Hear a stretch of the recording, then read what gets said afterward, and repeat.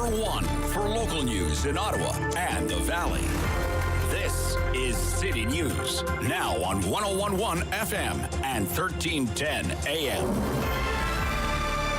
It's Monday, April 11th. Good morning. I'm Andrew Boyle. Right now in Ottawa and in Smiths Falls, 1 degree, and here's what's making news in Ottawa and the Valley.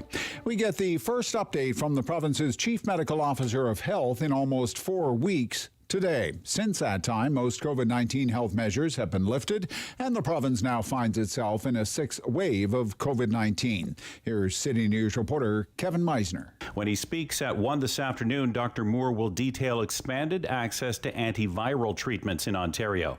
University of Toronto epidemiologist Colin Furness says this province is also seeing a significant number of people getting sick even after recovering from their first bout of Omicron. He says the new BA2 variant is different enough to cause reinfection. The difference appears to be a little bit of immune escape. That is to say, if you had Omicron, you can still get infected with BA2. So that seems to be the case, and that's disappointing, obviously. Head of the province's Science Advisory Table, Dr. Peter Uni, calls the current situation in Ontario a crisis. Dr. Moore will likely be asked if Ontario's healthcare capacity can handle the soaring cases, especially with so many healthcare workers themselves off sick.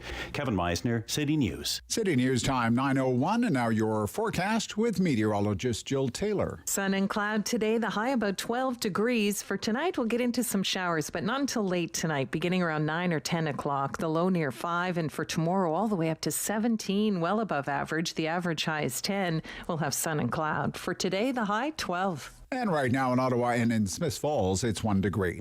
Despite rising COVID-19 case numbers, there are growing calls to bring back some public health measures in certain indoor settings like schools. Now, we'll have more on this coming up on the Rob Snow Show shortly, but first, here's our Carl Hansky. Ontario lifted most mask mandates on March 21st, but an Ottawa school board will debate whether to reintroduce masks in schools over concerns of rising COVID numbers. If the numbers are going up, I think it's a good idea just to try and keep the numbers down. You feel better if your kids wore masks in schools? Yes. But others say they prefer their kids maskless. I think it's about time to start getting back to normal. While there are parents preferring to let the government decide. If the public health officials think that we still need them, then I support that. Now, those wanting mandatory masks say it will help reduce the spread of COVID and point to an elementary school in Scarborough, which has had over 100 confirmed cases in the past 2 weeks, but still remains open. Reporting live on COVID Watch, street level, Carl Hansky, City News. City News time, 9:02. Russian troops are massing in the eastern part of Ukraine now for what officials say is going to be a massive offensive. Western military analysts say Russia's assault increasingly is focused on that part of the country. Reporter James Longman has more from outside Kyiv. Battle lines shifting as Russian forces amass in the east. New satellite images show an 8-mile-long Russian military convoy headed towards the northeastern city of Kharkiv. Ukraine's second-largest city has already faced weeks of Russian shelling. Residential neighborhoods completely destroyed. Now, questions do remain about the ability of depleted and demoralized Russian forces to conquer much ground after their advance on Kyiv was repelled by determined Ukrainian defenders. Latest round of sanctions from the West, Canada, or includes Canada, we are imposing on Russian 33 organizations involved in the defense sector. Foreign Affairs Minister Melanie Joly says they've all provided support to the military and are complicit in Moscow's unjustified war. Assets and prohibitions on organizations include the Moscow Institute of Physics and Technology, as well as a shipyard. I'm Andrew Boyle for News Anytime. Follow up online at ottawa.citynews.ca.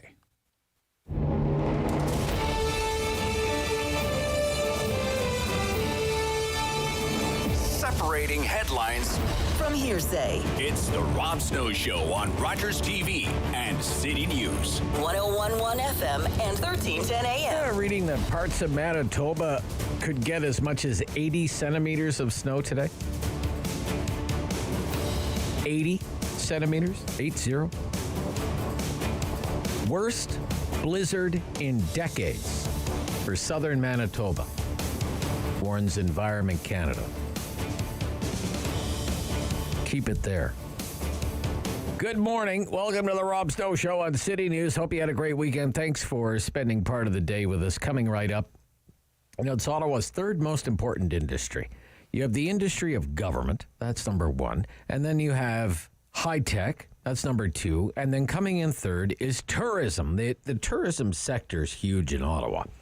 Employs more than 30,000 people in good times. Also in good times, pays out about $1 billion in wages and salaries every year and generates about $1.4 billion in economic activity. About 5% of all the jobs in Ottawa are one way or another related to tourism. And as you can imagine, it's been a difficult few years in the tourism business. Lots of travel restrictions means not many tourists. So here we have the weather is finally turning in our favor, and the travel restrictions are slowly going by the wayside. So does that mean things are finally looking up? What is the tourist season looking like? How are things looking for the National Capital Region? We'll find out in just a few minutes' time. Also on the show this morning, mask mandates. Here we go again with the mask mandates. Mark Fisher's going to join us, trustee, Ottawa Carleton District School Board. And he is going to introduce a motion to implement mask mandates at schools at that board because he says of the sixth wave. Next meeting of the school board, Ottawa Carleton District School Board, is tomorrow. They've been down this road before at that board. They had a vote on this just after the March break about keeping the mask mandate, but it didn't go anywhere because it ended up being a tie, which means the motion is defeated. So we'll get into all of that right after the 9:30 news. Mark Fisher. Meantime, Dr. Kieran Moore will make an appearance today. Not on our show, but he will make a public appearance. He will have a news conference today.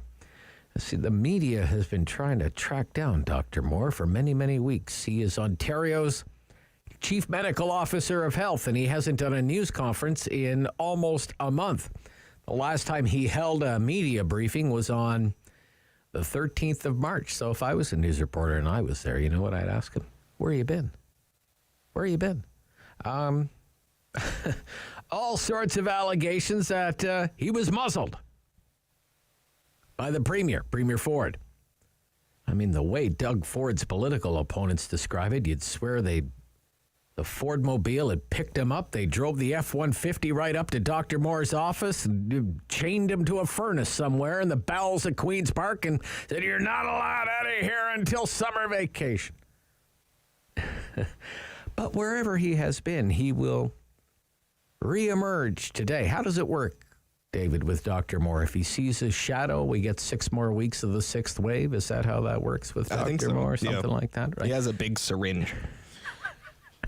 It's like a sundial. 1 o'clock. 1 o'clock this afternoon. Dr. Moore, Ontario's Chief Medical Officer of Health. Sixth wave news conference. David Sali always has such great material when he joins us from the newsroom of the Ottawa Business Journal, and there are few journalists in Ottawa who know more about the Shopify story than David Sali. So David's going to join us at around 11:15 this morning. Boy, big news out of Shopify today. It's a stock to watch, if you will. Shopify is going to do a 10-for-1 stock split.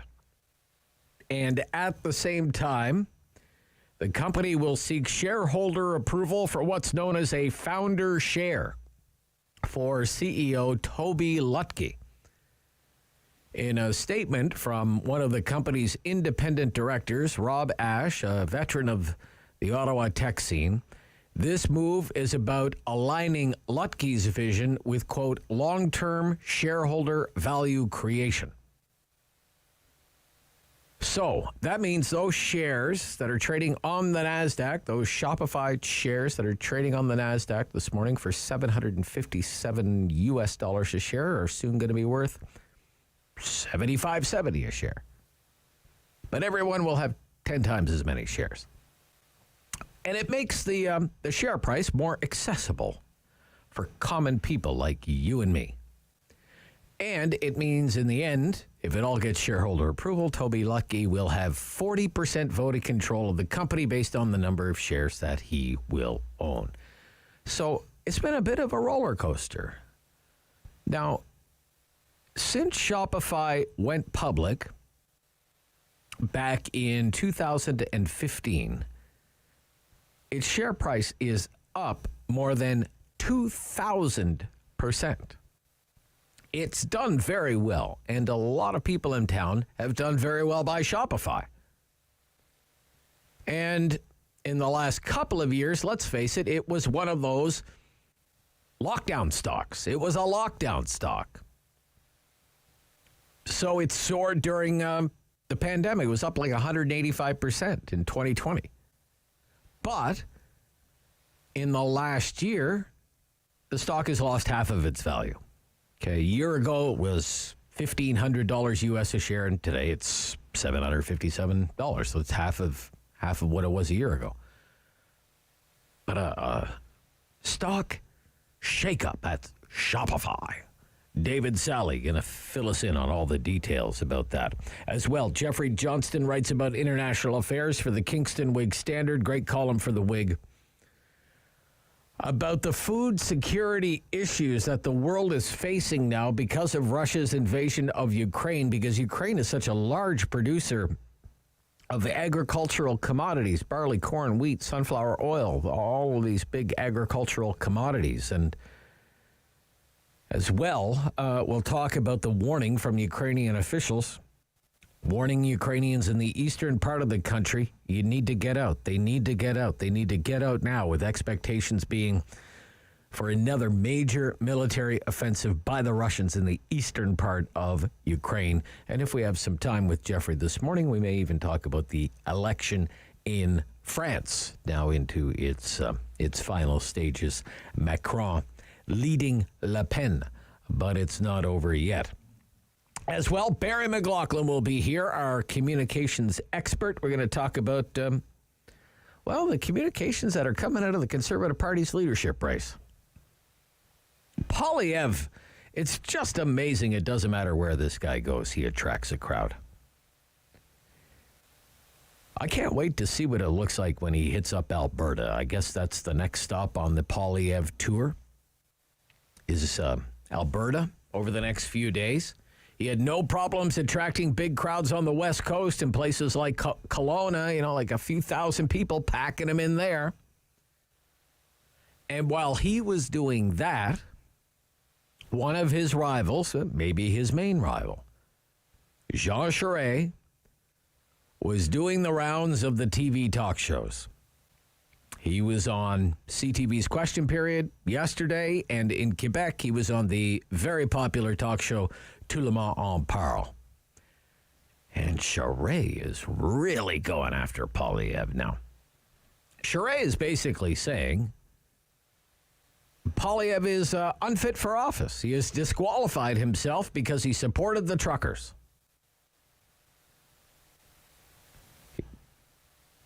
Saying it brings into question whether Poilievre has the right judgment to be the leader of the Conservative Party, let alone the Prime Minister of Canada. And Charest also went after Poilievre's embrace of crypto. In French, he called it weird. He said it was weird. It's weird, his fascination with crypto. And Charest said he didn't like the way Poilievre was attacking the Bank of Canada. So, here we are on a Monday morning, and it's Charest making the news, which we haven't said very much. Let's face it, Charest's been more out of the news than in it. In the early going of this leadership race for the Conservatives, it's been pretty much the Pierre Poilievre show, that leadership race. And I want to ask you about how it's playing out during the Talkback Hour. We do the Talkback Hour every morning between 10 and 11 o'clock, an hour of opinions, an hour of phone calls, your opinions, your phone calls. And I want to get into this race. I find it interesting. I really do, just watching it on a day-to-day basis.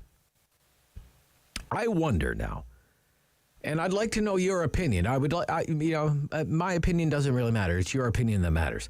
Pierre Poilievre's support. Hey, back in those early days of the trucker protests, when the convoy was making its way to Ottawa, and Pierre was doing videos on overpasses on cold winter's day with wearing his toque and his Canada flag mittens. How do you feel about that now? How do you feel about that now? Should that come back to bite him as he runs for the Conservative leadership? Did it show? Did he show poor judgment? He kind of tried to walk it back, question mark, question mark, question mark, as the days turned into weeks here in Ottawa, question mark. But I'd like to know what you think. And as for Charest, what do you think of the baggage he's carrying around? Working for Huawei, working for Meng Wanzhou while China was holding Canadians hostage. And yes, it's true, Charest gave Quebec a carbon tax via la cap and trade. Okay? What if it comes down to those two? And here's a key question that I want to ask you this one. Let's say it's either Charest or Poilievre. You get to pick one. Who do you think would have the best shot at leading the Conservatives to victory over the Liberals in a general election? Jean Charest or Pierre Poilievre? Why don't we kick that around this morning on the Rob Snow Show on City News?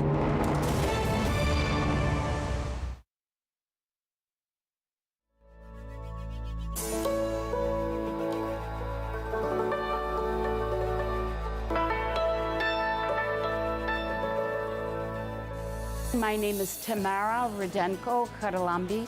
I'm a member of the Ukrainian Orthodox Parish here, and I'm also a member of the Ukrainian Women's Association of Canada, Ottawa branch. Today, we are here to prepare for tomorrow's workshop, the Ukrainian Easter egg decorating workshop. Ukrainian Easter egg decorating is a beautiful art, and it is something that has been passed on through the generations. Ukrainian Easter eggs are known as pisanki, and these wonderful chicken eggs are transformed into a little piece of personal art. Pisanki are symbols of life, are something that go back 2,000 years, and the symbols that were used at that time were elements that represented health, prosperity, fertility.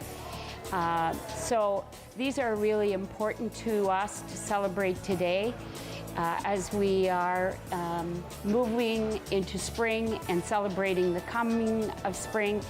We want to take the opportunity to practice this tradition, which is very typical of the changing of the season from winter to spring. They also symbolize protection. And in today's world, it is very important for us to protect our planet, to protect our values of freedom and democracy. And these wonderful little pisanki are symbols of hope and symbols of peace. So the mantra is peace, pisankas for peace, and pisankas for protection. The more we can write, the more eggs we decorate, the stronger our spirit is, and we are sending those messages of goodwill to Ukraine, where people are struggling with a horrific Russian invasion. They are struggling to protect their land, struggling to protect their families, and we believe that this gesture, which may be a moment of light, brings hope to people, not only here in Ottawa and our own families, but across the lands and across the ocean to a much needed country.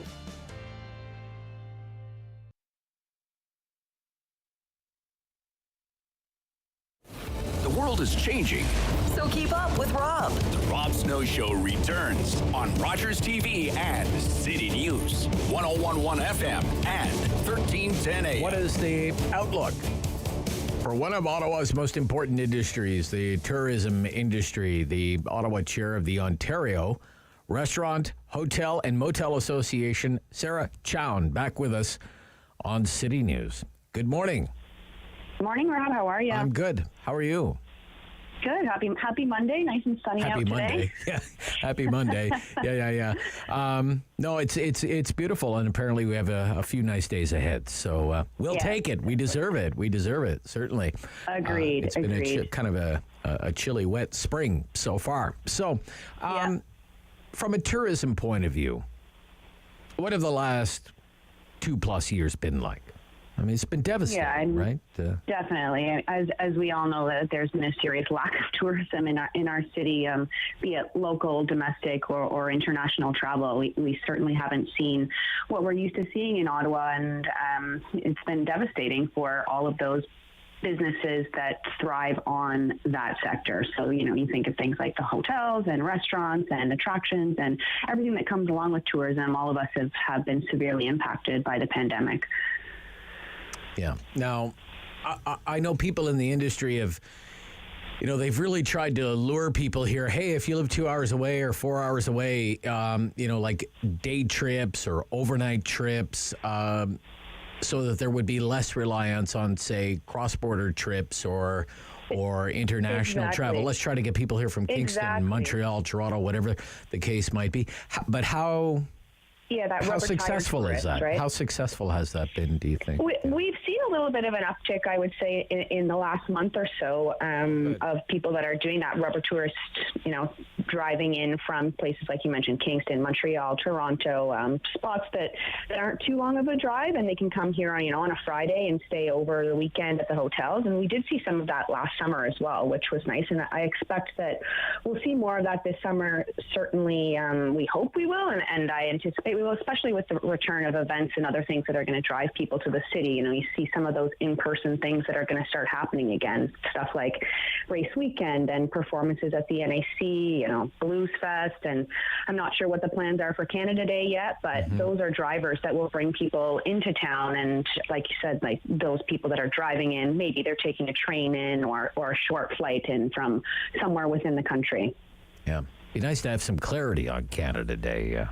Yeah, really not much about that just yet. No, I haven't heard much about it myself either. I'm sure it's still some decisions need to be made on what we may see happen or not. There certainly will be some people out. Obviously, we'll see some crowds. We did last year too, even though there were no events. But I think people are anxious to get back at it. And if the weather's nice, especially on that day, people will be downtown and they'll be out and they'll be supporting the local businesses and the restaurants. I'm sure the hotels will be busy regardless of whether there's any sort of official programming happening over that weekend. But we shall see, and hopefully we hear more on that soon.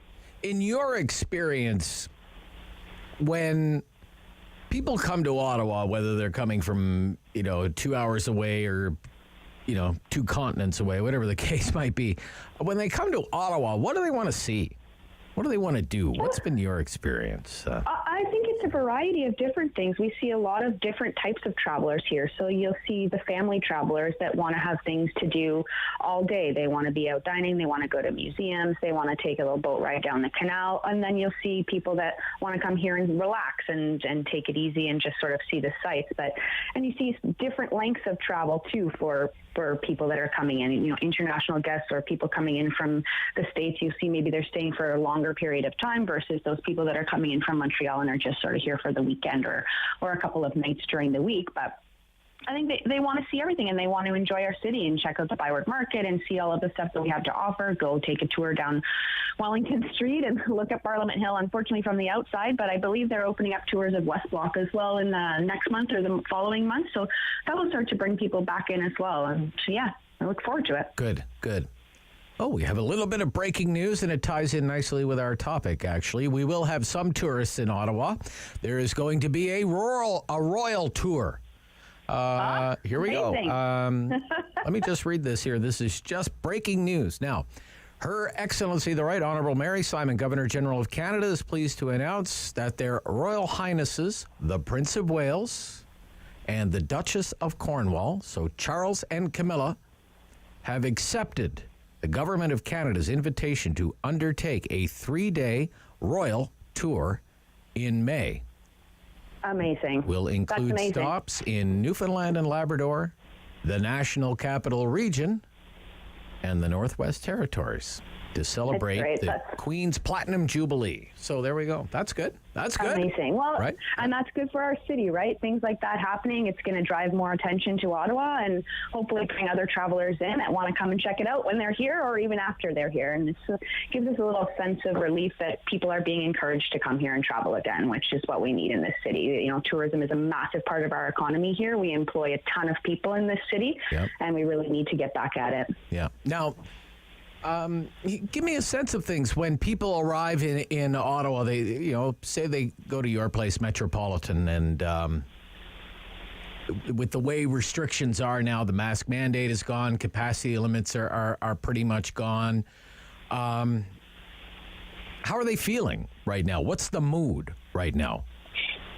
I think the mood of the folks that are coming out and joining us is excitement. People are really looking to get, back into those regular routines of going out and enjoying their friends' company, their family's company, albeit, they're coming in with eyes wide open, knowing what their risks are and assessing those and deciding whether or not they want to dine out. But anybody who has made that decision to come out is having a great time, and honestly, it has been really refreshing to see. It seems like people are a little bit more relaxed in that environment, and it's been really great to see the smiles on people's faces. I will say, when they don't have the mask on, those are things that we haven't seen in a long time, and it's been quite refreshing to see. Yeah, that's good. How are things with your staff right now? How are things with keeping staff and that kind of thing right now?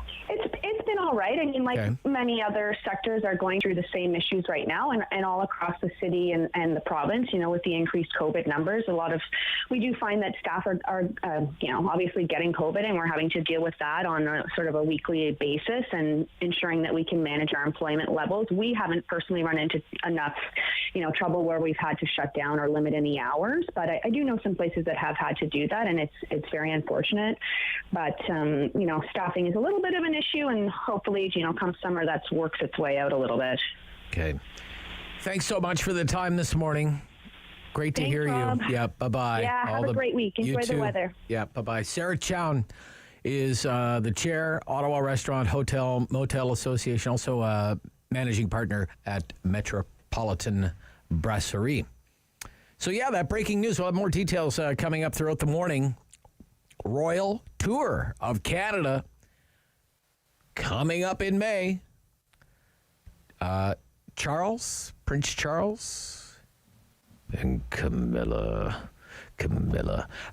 The Prince of Wales and the Duchess of Cornwall will be here in May, including a stop in the National Capital Region. So more details to come. This is the Rob Snow Show on City News.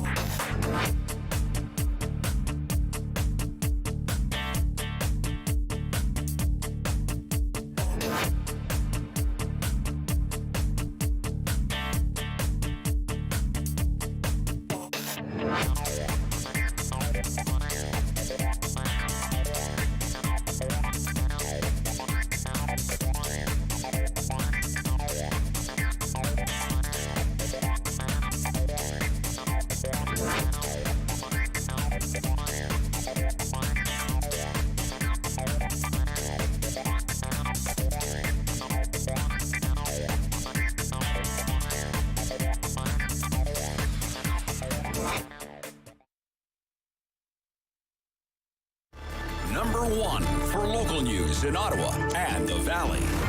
This is City News, now on 101.1 FM and 1310 AM.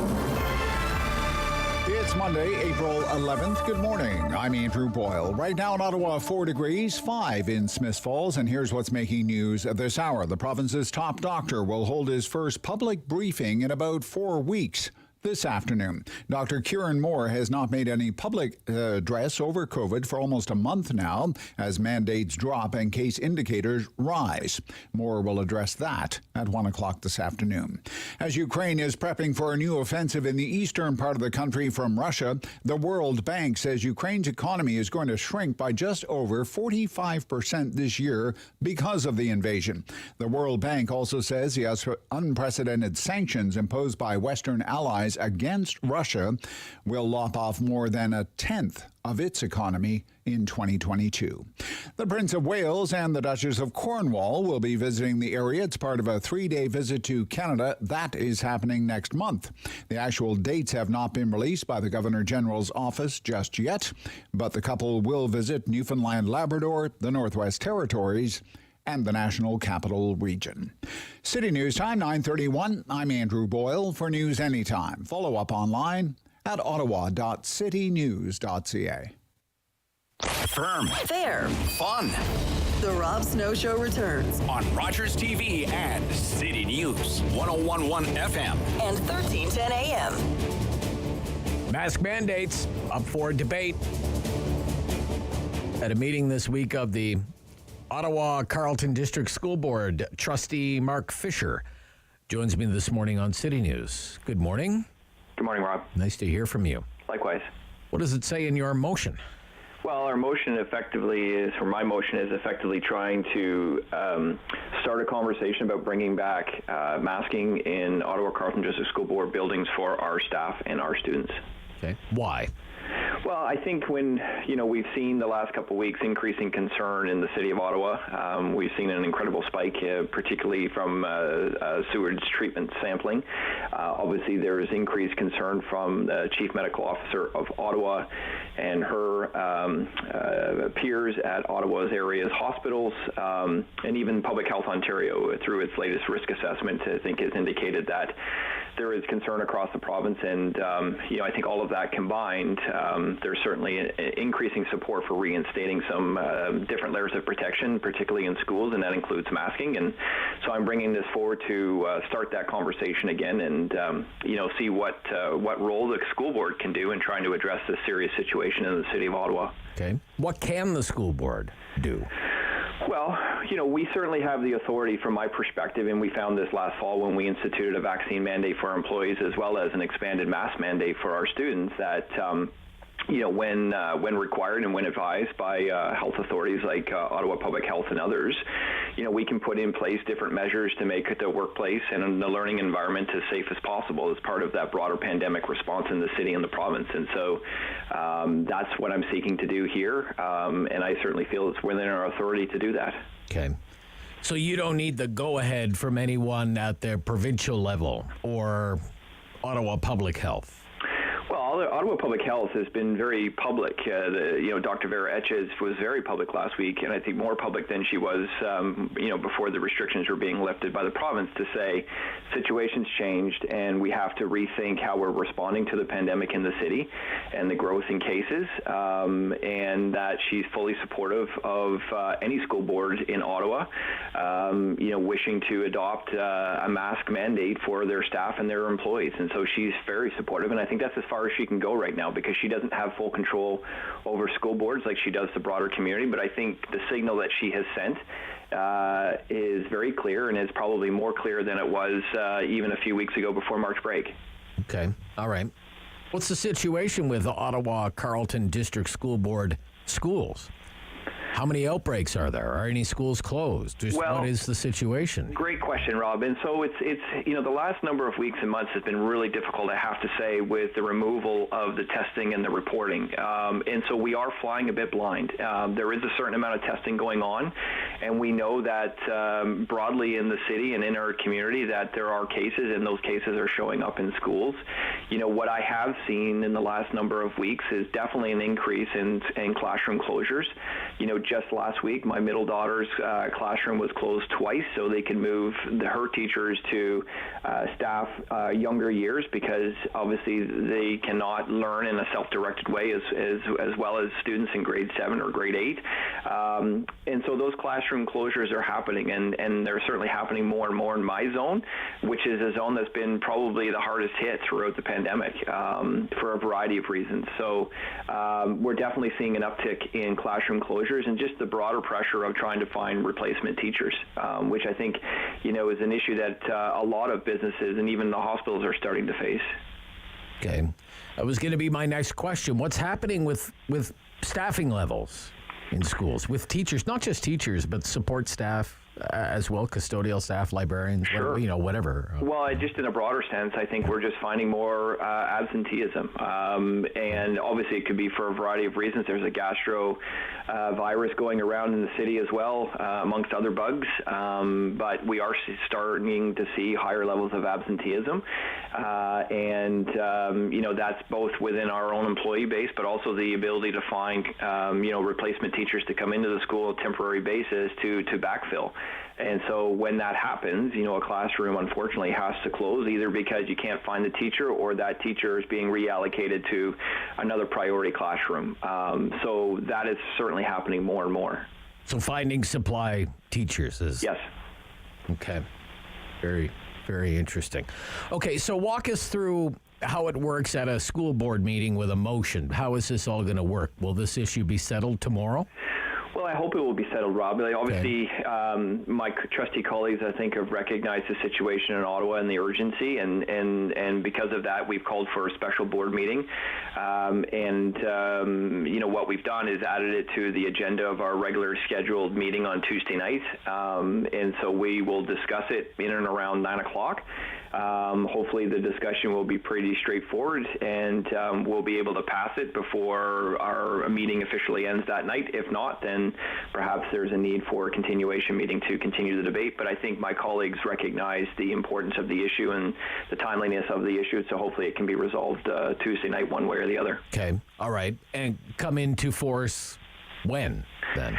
Well, our staff always needs a bit of time to operationalize, so I don't want to say that it can start Wednesday morning if it is passed. They would probably need the rest of the week to figure out how they would message out to our employees and to our families about the change in policy if it goes in that direction, and so they would probably need a couple days to do that and to figure out how best to enforce a masking directive from the board.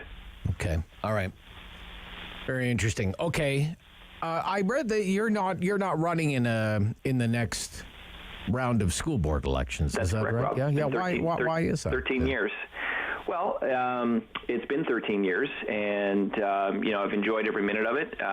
It's been a really rewarding experience, but you reach a point when you're on a board, any board, whether it's in the public or private sector, where you just feel like you've contributed what you can contribute, and it's time for other voices in your community to step up and add their voice, add their perspective to the conversation. So I've definitely felt that after 13 years, I've given it my best, and I've offered whatever knowledge and skills I can provide, and right. It's time for somebody in the community to step up and add their voice to the conversation. Okay. Some school board trustees use that position as kind of a springboard to another level of government, municipal level. Do you have any intention to run in a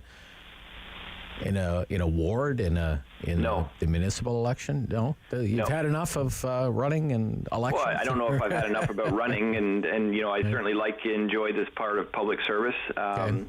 But I have a full-time job. I run a fantastic nonprofit between the U.S. and Canada, protecting the Great Lakes, and that keeps me fully busy. But you never say never, and but certainly in the short term, I have nothing on the horizon that is interesting me in terms of this part of public service. Let me ask you this: as a school board trustee, this kind of bigger picture here. What value do school boards bring? In some provinces, they're getting rid of school boards. Sure. They're becoming more centralized. Sure. Quebec is moving in that direction. Nova Scotia's already moved in that direction, that it's basically a layer of government that we don't need. We have trouble, even in this city, finding people to run in trustee elections. Yep. A lot of people are acclaimed.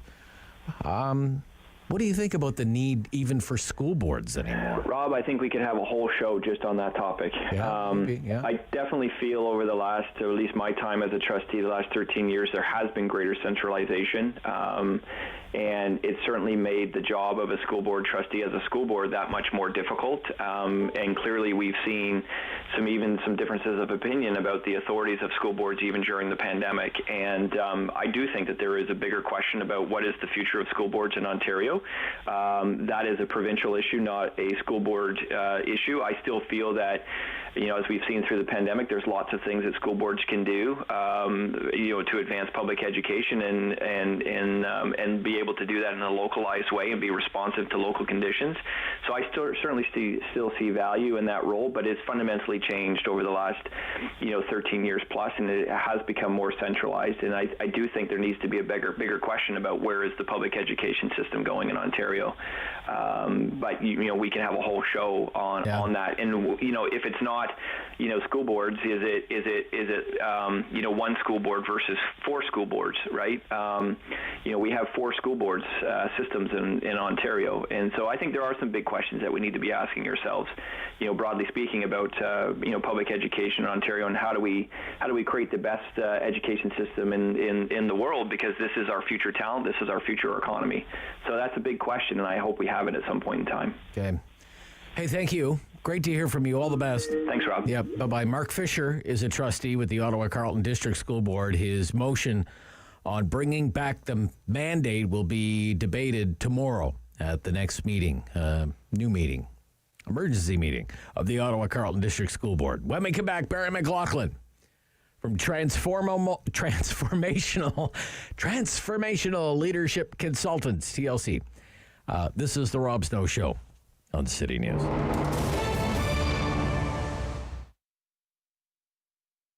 In about 2017, I invited 9 other artists who I've been watching here in Almonton area, who I really respect, and asked if they'd like to put a show on with me. And 2018 was our first show. It was absolutely wonderful. We did it again in 2019.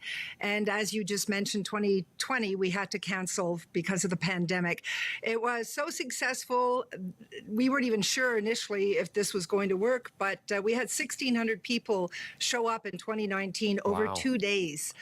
So I think there might be more this time around, which will be awesome. We'll all be wearing masks. Okay. But we're very much looking forward to it. I mentioned to you off camera that Almont really is one of my favorite towns to do a day trip. It's a wonderful way to just get out of the city.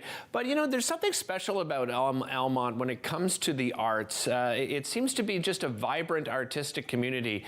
Let's talk a little bit about that. What do you think makes Almont so attractive to artists?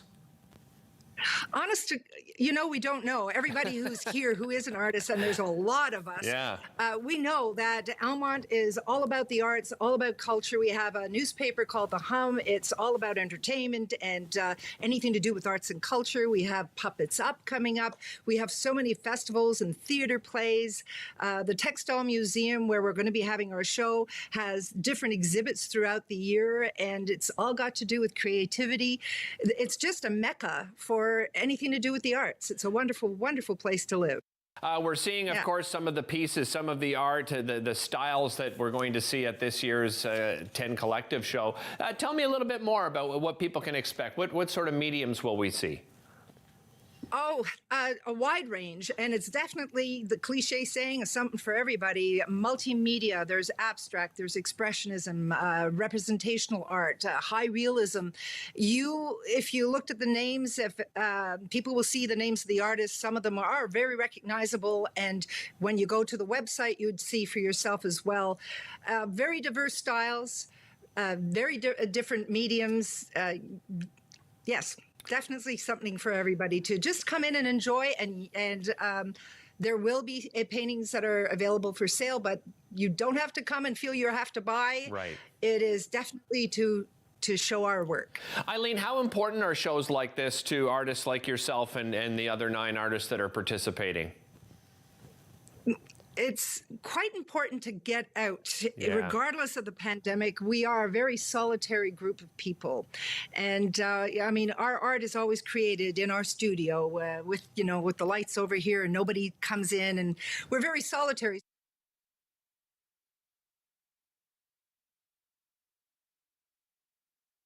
He's a pillar of community opinion. The Rob Snow Show returns on Rogers TV and City News. 101.1 FM and 1310 AM. Barry McLoughlin with us every Monday, our expert in communications. He's president of Transformational Leadership Consultants. He is a fellow of the Masters of Political Management program, Carleton University, and adjunct professor in the MBA program at Cape Breton University, Shannon School of Business.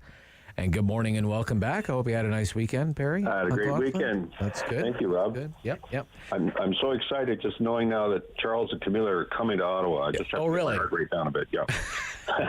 Camilla.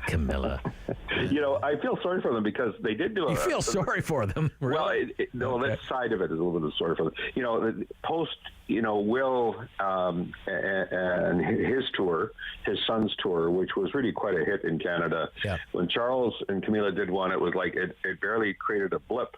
So I think just the contrast alone, it's tough for him now to get the kind of crowds that he used to get, and I say I feel sorry for him, not really, but right.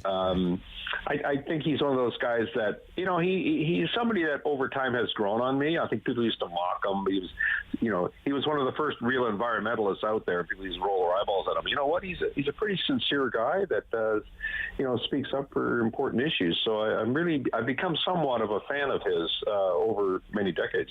Okay. All right. Camilla. Notice I didn't mention her. I mean, she's just, she's the villain in everything about the Royals, right? Yeah. She's like always I didn't Camilla, mention her, but, right. Charles, I'm somewhat of a fan. I don't know. I just picture the two of them in the palace. Oh, Charles, really? The Northwest Territory? We're going to the Northwest. I don't know if that's how they talk, but whatever. No, I don't know. Of all the places, why can't we go to Vancouver? Anyway, yes, they're coming in May, so just next month. So there'll be a lot of planning to do for all the pomp and ceremony, but that kind of came out of the blue. It'll be good. It'll be good. Yeah. It'll be good. And it's nice they're going to visit our area. So that's, maybe they'll open up Wellington Street a bit. Might be able to, enjoy our main street in downtown Ottawa. Mm-hmm. I mean, 3 days. I mean, it's kind of a whirlwind thing, right? It'll be in and out. But okay, I want to get into the latest on the leadership here, the race for the Conservatives. So Jean Charest was on question period with Emmett Solomon, took aim at the front runner. Fair to describe Pierre Poilievre that way, I think. Quote, everyone knows that Pierre Poilievre supported the blockade. Well, I'm sorry. If you want to be the leader of a party, if you want to sit in the House of Commons and make laws, you have to obey them. That's not just a failure in leadership. It disqualifies you as far as I'm concerned. As being someone who thinks or aspires to be a leader of a party. And then he said similar things. Tout le monde en parle is like this fabulously popular talk show in Quebec. If you're a politician and you can speak French, it really pays dividends to go on Tout le monde en parle. Pierre Poilievre supported a blockade which had very direct consequences on the Canadian economy.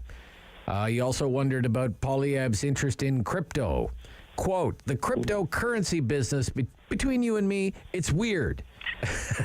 Between you and me, it's weird. He is attacking the Bank of Canada. Honestly, I find it rather worrying as a proposal for the country.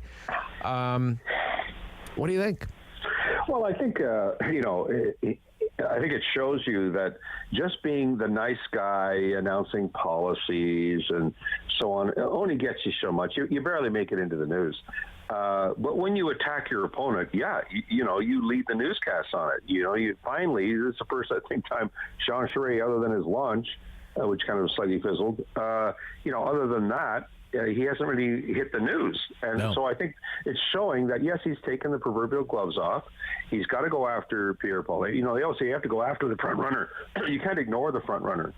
So he's got to go after him. He's doing that. And he tried that line out before on the trucker convoy in that Zoom call I attended, he did pretty well use that exact line. So this is one that he feels strongly about, that you can't say, you can't be above the laws, And so he feels he has some kind of resonance with that point. Probably not in Western Canada very much, but I think elsewhere. I've talked to several Tories just in recent days who said that that's the reason they can't support Pierre Poilievre, because of his position supporting the truckers' convoy. So I think he's found that's a bit of a sweet spot for him. Now, during the To Le Monde Parle interview, they had, because it's a Quebec-based show, they had a lot of questions about his time as Premier of Quebec, even though he hasn't been Premier of Quebec in, 9 years or something like that. But, he was asked, why does your name keep coming up in... when people talk about corruption in Quebec, even though he was cleared of anything to do with corruption in Quebec. But he was also forced to defend his work on for Huawei and for Meng Wanzhou on her extradition case. He was working with a big law firm, McCarthy Tétrault. That's hard to run away from. No, I think he I think he's done his best to explain it. He wasn't doing anything illegal. She is entitled to defense. She is entitled to advice. And you don't know what his advice was. My advice might have been very different from what you might think. He might not have been there advising her supportively. He might be there to say, listen, you're going to have to do the following. So you never entirely know that. But I think, he hasn't ducked it. He has certainly responded to it. You never win a vote on that, but you can lose. You can lose by mishandling it, running away from it, not being forthright about it. He has said that he would actually oppose the ability of Huawei to have the 5G, join the 5G network. And so, he's come forward on that, which is important. Okay. It is a bump in the road for him, but I don't think it's a defining one. You don't think it disqualifies him? No, of course not. Oh, okay, all right. But I guess the victory on this Monday, if you're the Charest campaign, is that you're the one making the news. Yeah. You're generating the news. You're getting the what you would call earned media, right? You're getting earned media. That's right. Yeah. And he's got to do a lot more of that. I mean, Pierre has had a pretty easy ride. I mean, wow, he came out of the gate. He's 1,000 people in Kelowna and Vernon and all kinds of places. And, he's kind of got the path to himself because a lot of the others aren't really going after him. So I think Charest has to show that he's got the gumption to go after him, because in the end, people are wondering, does he have the ability to go after Justin Trudeau? And he's got to show that he can, give a punch. He's taken some punches. He's got to give a punch, too. Okay. All right. So let me take you back in time here. Pierre Poilievre is on an overpass. Yeah. It's winter. He's got the toucan and the mittens. And he's talking about freedom. The freedom-loving convoy is rolling into Ottawa. Let's play a little bit here, okay? This is a rally for truckers, but it's also a rally for the 60% of Canadians who say they worry they can't afford food.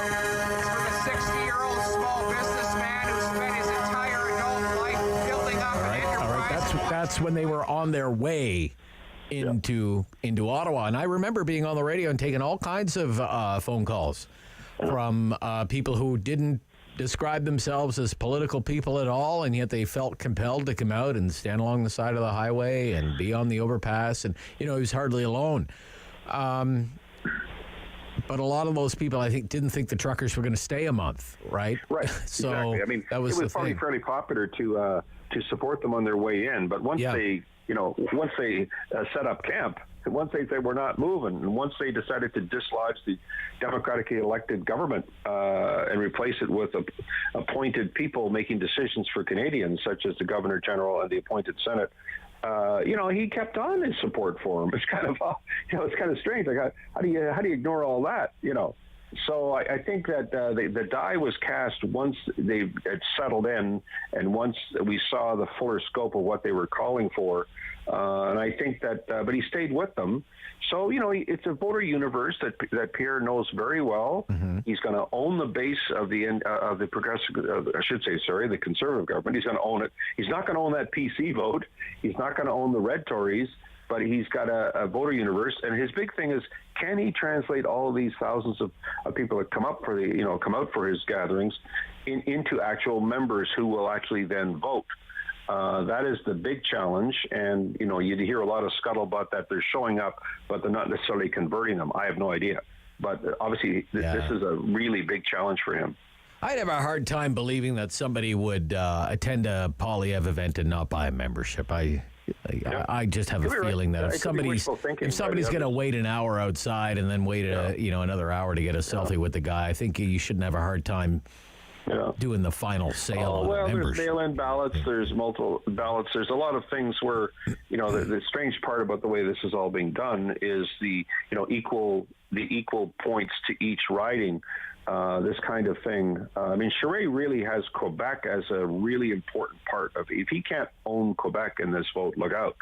And Ontario. Those are the two major ones for him, and possibly Atlantic Canada. Yeah, we'll see how he does in Quebec. Chantal Hébert doesn't think he's going to do very well in Quebec the way things are shaping up right now. It's only down to on the ground organization. That's really what this leadership is about. The air war is one thing, and that gets people excited and all that stuff and profile, and that's very, very important. But in the end, it is a ground war where you've got to get the people to sign up for the memberships and guide them all the way through the process. Yeah. It's not an easy thing to do. Yeah, that's where I think the public opinion polls are underestimating Brown's strength as well. He can. Yeah, he's very organized, and he's got a lot of the new Canadian. Oh yeah. All right, we're a little tight on time, but only about 90 seconds here. So, the new ads, both the Ontario PCs and the Ontario New Democrats, not the Liberals because they have no money, but the PCs and the NDP have new election ads. Let's play the PC ad first here. Andrea Horwath and the NDP always find a reason to say no. They criticize plans to build more homes. They fight policies that keep costs down for families. They talk, delay, and oppose measures that create jobs. Andrea Horwath would be a disaster for Ontario. Her policies would set us all back. We've come so far together. Let's keep building. Only Doug Ford will get it done. Get it done. All right. Okay. So that's his new tagline. Last time around, it was for the people. What do you think? Well, he could make a hero out of Andrea Horwath. It's interesting he's chosen to actually just identify her. Obviously ignoring the Liberals. That's not always the right thing to do, by the way. When Stephen Harper totally made a hero out of Justin Trudeau with commercials after commercials, he ended up making him the anti-Trudeau. He made him the anti-Harper vote. So I don't know if that's always a good idea. I'm surprised he isn't using the time to say what has he done for Ontario. And I think that maybe that'll come, but that's an interesting choice he's made. All right. The NDP ad is only 15 seconds. These are designed for social media for the most part. So go ahead, play that one. This election, we have the chance to defeat Doug Ford and fix the things important to you. To fix health and seniors care, tackle the cost of housing, and give our kids a better future. I'm Andrea Horwath. Together, we can get it done. Get it done. Okay. Yeah, that's interesting, too. Okay, they both plan to get it done. It is amazing how it's... Well, it's her voice, first of all, so she's the one selling it. And, boy, it's leader-centric, right? It's not the PCs. That's it's true. Like, very good point. It's Doug Ford's the bad guy, or Andrea Horwath, trust her. She'd be it. Yeah. Well, she's got the action verbs fix and tackle, Get it done. She's really definitely action-oriented in these commercials. They're actually not bad because we haven't heard a lot from her, so I think it's a great opportunity. And, she uses her 15 seconds well. Yep. All right, Barry, you got it done for us today. Thank you. Thank you. Bye-bye. President, Transformational Leadership Consultants, Barry McLoughlin. When we come back, the Talk Back Hour, it's Charest, it's Poilievre, and we're talking about the Conservative Party leadership race on the Rob Snow Show on City News.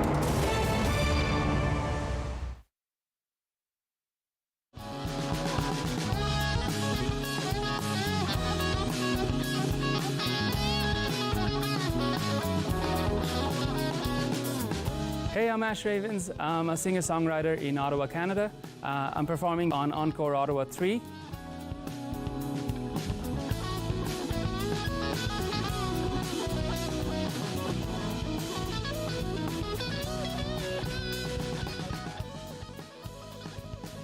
It's been great, especially for me, who's a completely newcomer to the Ottawa music industry and music scene. I've been welcomed with open arms.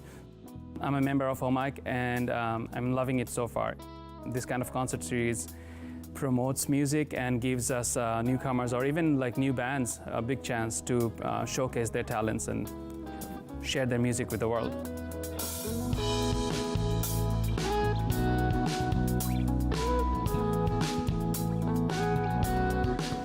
So yeah, it's a great opportunity for me to perform at the beautiful Shenkman Arts Center. I'm supported by Rogers TV, obviously, and I've been checking out the previous Encore 1 and 2 videos on Rogers channel, 22 channel, as well as YouTube, and I've been blown away. Frankly, it's so beautiful. It's world class, to be honest. And the lighting and the sound, everything was mind-blowing for me. And so I'm really glad that I'm here, enjoying this very moment, talking to you guys, going to be performing on stage for Rogers TV and for OMIC. Yeah, it's a big opportunity for me.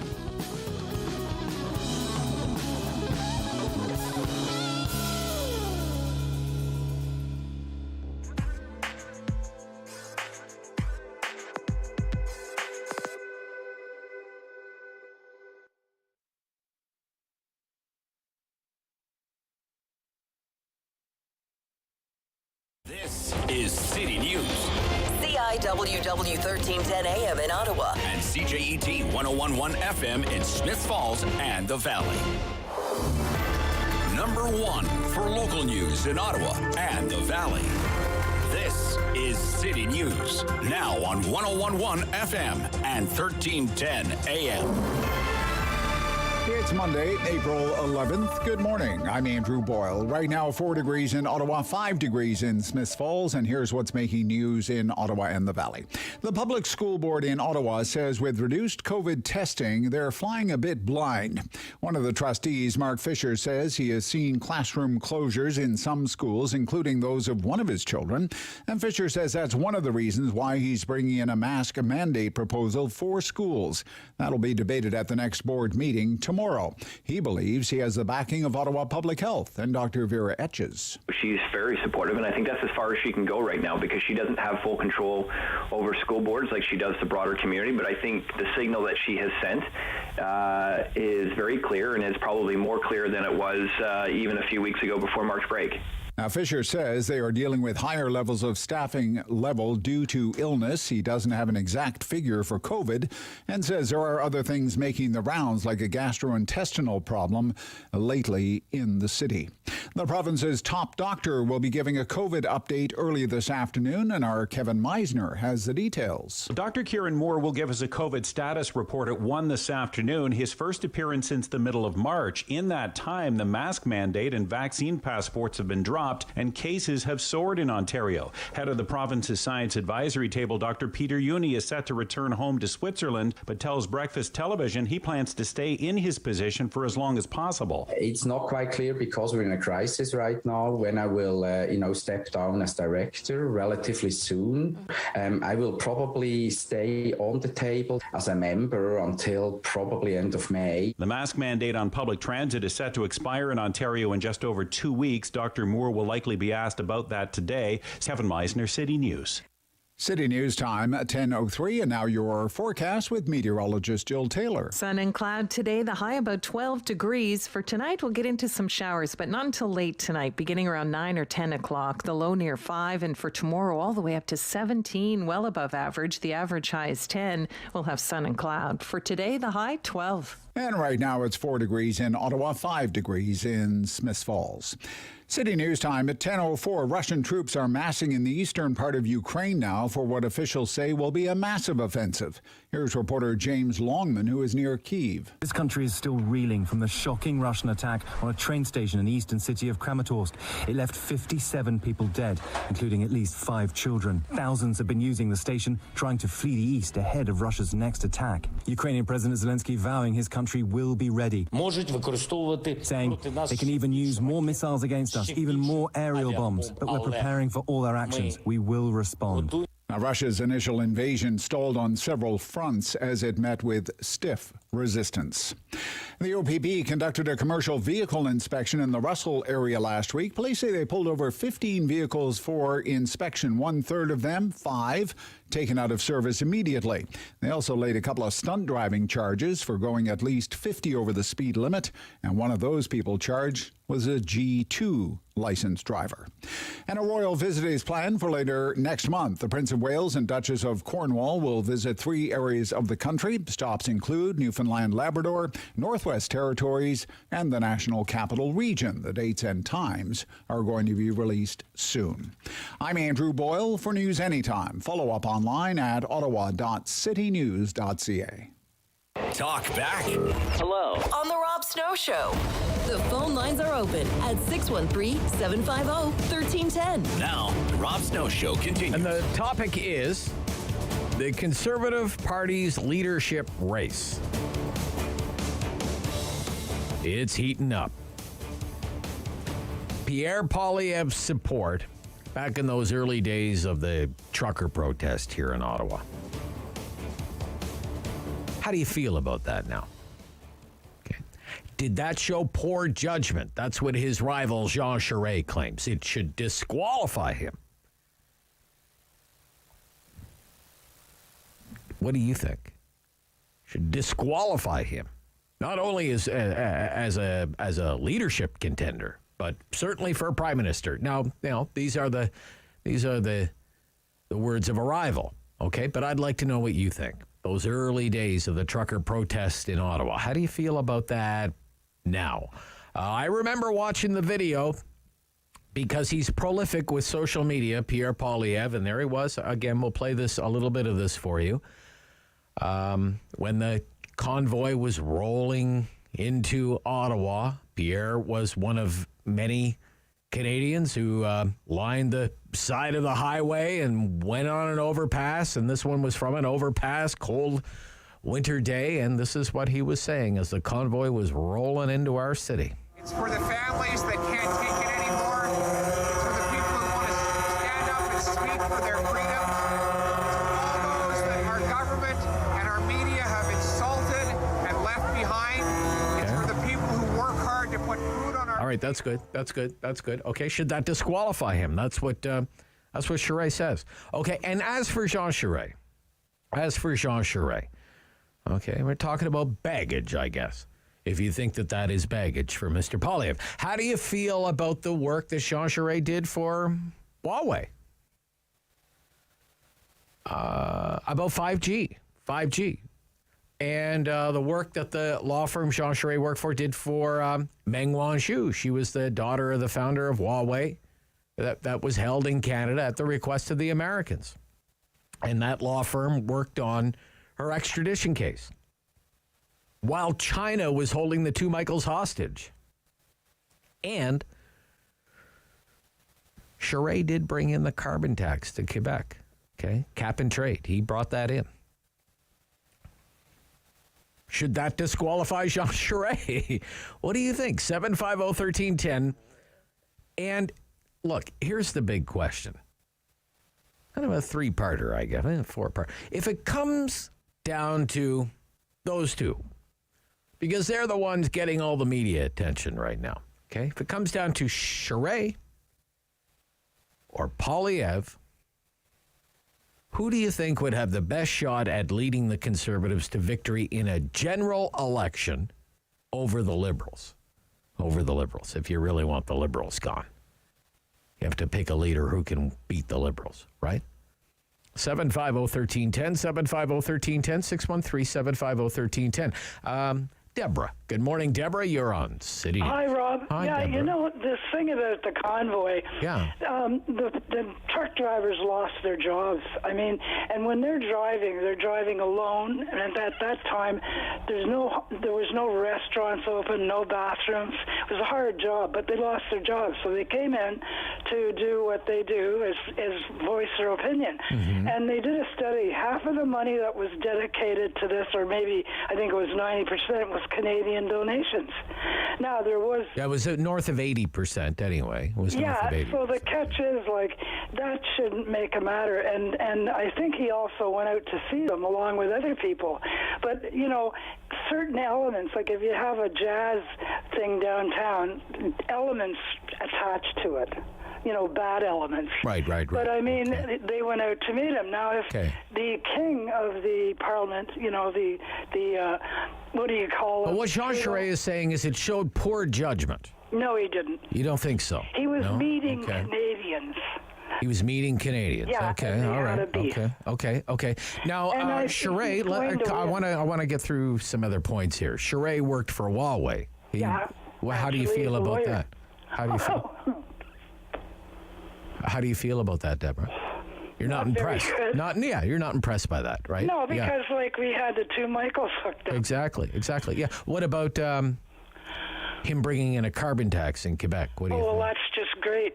Right. Okay. But when I look at him, and I look at Pierre Poilievre, Charest is going to cause problems. Poilievre is very smart. Very smart. So you think, but let me ask you, you're probably not a fan of the Liberals, I'm guessing. No. Okay. I can't wait to get Trudeau out. All right. So do you think who would be better at defeating, who would have a better chance at defeating the Liberals, Charest or Poilievre? You think it's Poilievre? Okay. Oh, yeah. All right, Deborah, thank you. Let's get right to this one. Denise in Barrhaven. Hi, Denise. Hello there. Hi, Denise. How are you? I agree with your previous caller. You do? Okay. This is a new and liberal, I guess, idea that we don't meet with our constituents. Okay. Anyway, I also think it's a red herring. Red herring, okay. Yes. How so? Yes, Charest, I was there in the 1980s. I was a progressive conservative in Alberta. Okay. And I watched as we gave Mulroney the biggest majority anybody had ever had. Mm-hmm. And he took it and he embraced Pierre Trudeau's centrist, PMO-based government. And he helped to create the Reform Party and rend my party in two. And Charest was there. He was part of it.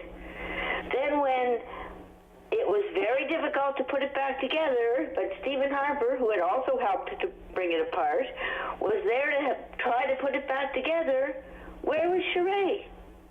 Oh, he was off in Quebec, being a liberal. So I just being a federalist, he was fighting the separatists, right, in Quebec, right? Being a liberal in Quebec back then in the 90s meant you were the federalist, right? Yes, but it also meant you embraced the two, the bicameral or whatever it is of Canada, in which there's the French and the English, and they're equal. Right. It embraces the totally centrist government, which discards the regions. So, he's not. So when Poilievre went out and voiced support early on in the protest, you don't think that showed poor judgment? No, I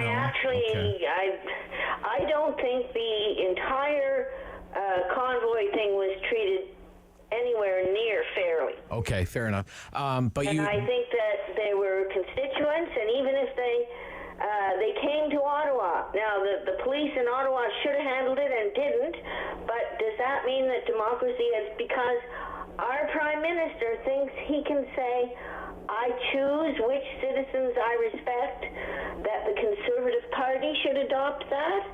I don't think so. And as I say, let me ask you this question because...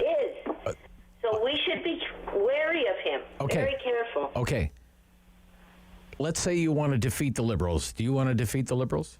I certainly do. You do? Okay. What candidate out of Charest or Poilievre do you think has the best shot at doing that? Oh, that's a very hard one because I really think the Conservative Party should get, a woman from the West would be the very best. From the West, okay. We've got one of those, so I don't know. And it's a toss-up. It's a toss-up, okay. If Poilievre was to win, he would possibly be abrasive, whatever, but is that better than what we have now? I mean, yes. I mean, right now, we have a government who, I don't believe Canada works anymore, right? Okay. Yeah. I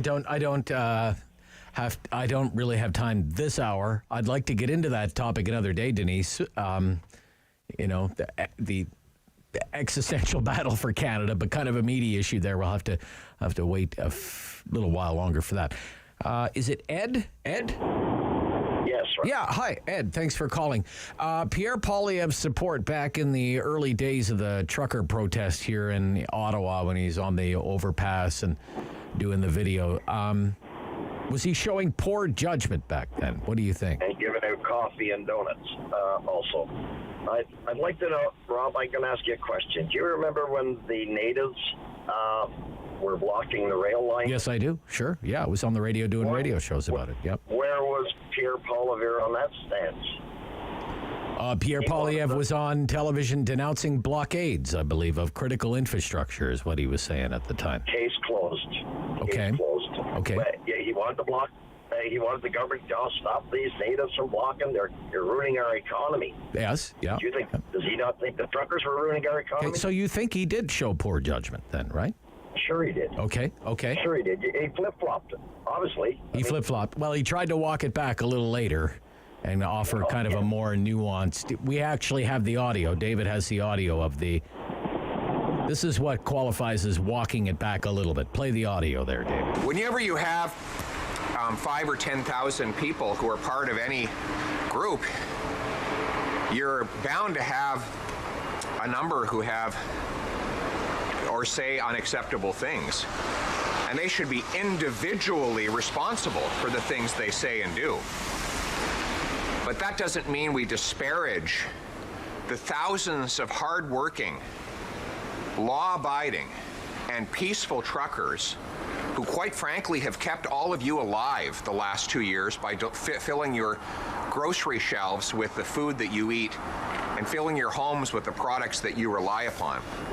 So I think that it is possible to hold individually responsible anyone who says or does anything unacceptable while showing support for the hardworking, law-abiding, peace-loving truckers who are fighting for their freedom and their livelihoods and on whom we have depended for our very existence over the last 2 years. Okay, and a little later, I support peaceful protests, but not blockades, he said. Well, does he not know what the difference between natives blocking the rail lines and truckers blocking the bridges? Okay, all right. And is he peaceful? He calls it was peaceful here in Ottawa. I think he better check his facts on it. Whether, like Rob, they were not peaceful. No. They were not peaceful. So I don't know where he's coming from. Okay. But I think he's two-faced. Yes. Now what? Now, I mean, you're going to have two rival campaigns going at each other, and the comeback is, well, you did work for Huawei, Mr. Charest. You did work for Meng Wanzhou while China was holding the two Michaels. You brought in a carbon tax in Quebec. What do you think that says about Jean Charest's judgment? Has any other provinces brought in a carbon tax? Yes. Yes, yeah. They did their own thing. So is it only comparing Quebec and John Charest to all the other, what if one of the other leaders were from BC or something, was running for the Conservatives? I don't care who he works for. Okay. I really don't. Really? Because it's a company that's here in Canada. Yeah. And that's who we work for. Okay. All right, if it comes down in the end, let's say it comes down to these two, Charest, Poilievre, who has the best shot at defeating the Liberals? My feeling is Charest. All right. Because you're going to get some of the Liberals going over to Charest. You're never going to get a Liberal going over to Poilievre. All right. Thank you. Thank you very much, sir. I like that call. Like all the calls so far. 1019, keep them coming. It's a red hot talk back hour as we talk about the Conservative Party's leadership race. This is the Rob Snow Show on City News.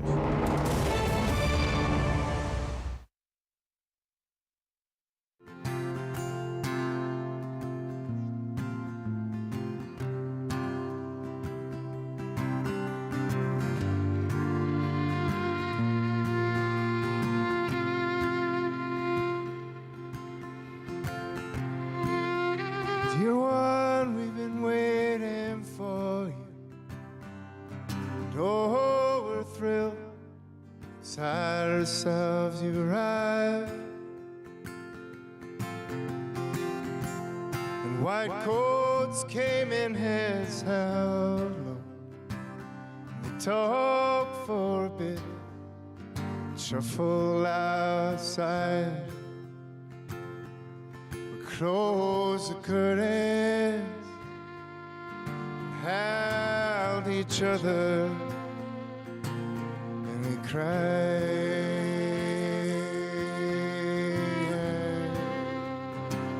And said hello the same time as we said goodbye.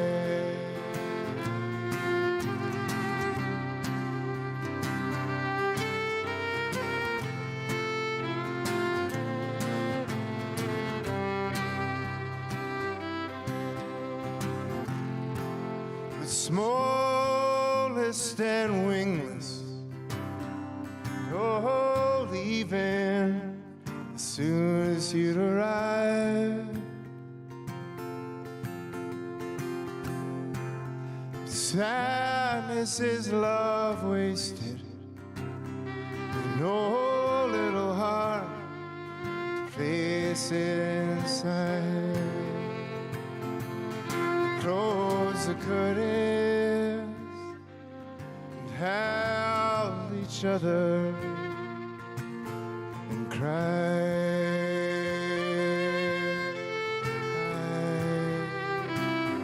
Said hello the same time as we closed the curtains and held each other and we cried.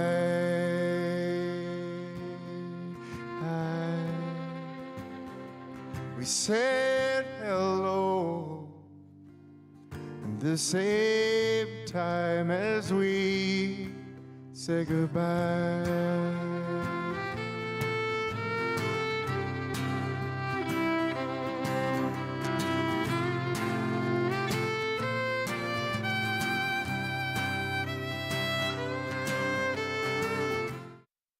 On the Rob Snow Show. Have your say and call now. 613-750-1310. The topic is the Conservative Party leadership race. I have been wondering if Pierre Poilievre's support for the trucker convoy in those early days would come back to haunt him. I mean, he's had no trouble winning his seat here locally in the Ottawa area in the riding of Carleton. And make no mistake, the Liberals have gone after him, right? Time and again. In 2019, they really went after him. Spent a lot of time and effort trying to defeat him in that election. Justin Trudeau launched his campaign in Manotick. And Sophie Gregoire Trudeau made several door-knocking style visits to the riding of Carleton in 2019. I believe the margin of victory is something like 6,000 votes for Pierre Poilievre. Not the same kind of effort in the most recent election because the local battleground riding was Canada, wasn't Carleton, because there was no incumbent after the retirement of Liberal MP Karen McCrimmon. So that was the real fight. And the Liberals won. Close race. Jenna Sudds elected as MP. But like Poilievre is the one blue dot on the map in the Ottawa area. And he does have to win his own riding, right? So there was a nearly month-long occupation of Ottawa, and some of us, we were wondering at the time, what's Poilievre doing here? These people they're driving people in Ottawa nuts. So Poilievre kind of playing a risky game by being so vocal with his support for the convoy in the early days, especially when he was doing, the video on the overpass. And as time wore on and the opinion on the protest kind of soured, Poilievre offered, we played it already, we don't have to play it again, a more nuanced position, okay? That he was in support of peaceful protests but not blockades. We can put an end to both, though, he said. Quote, it's really simple. Listen to the science, do what the other provinces did and the other countries are doing, and the mandates and restrictions so protesters can get back to their lives and their jobs. But Charest thinks he has a wedge issue here. And there will be people voting in the Conservative leadership race who will think Poilievre showed poor judgment. I mean, Charest basically called him unfit for office. So I'd like to know what you think about that. Thomas in Bell's Corners. Thomas. Hey, good morning, Rob. Hi, Thomas. My first time talking to you, sir. I appreciate you calling. So early days in the trucker protests, there's Poilievre, freedom. Should that come back to haunt him? Should there be a political price to pay for that? Did it show poor judgment? What do you think? Well, I think a lot of Canadians in the early days of what was happening at that time really rallied around the trucker convoy. And you just had to look, and we've talked about that. You've talked many times about it. You have thousands of people. You took calls. Yes, I did. From thousands of Canadians who literally wanted to support what the mission of the convoy was when it got here. Unfortunately, and I think Pierre was trying to do the same thing. Unfortunately, I think it morphed into something that none of us anticipated.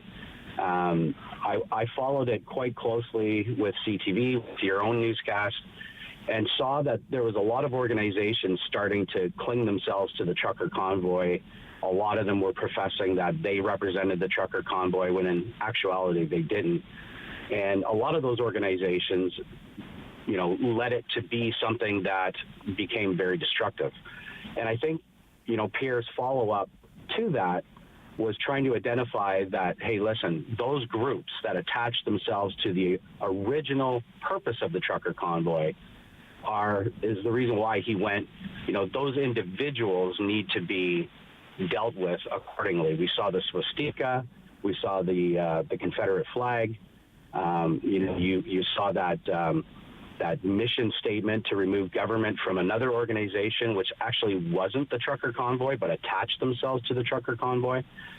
So I think in the early days, him backing the initial trucker convoy as it was coming to Ottawa, I don't have an issue with that. Okay. Because I saw thousands of other Canadians supporting that initial movement.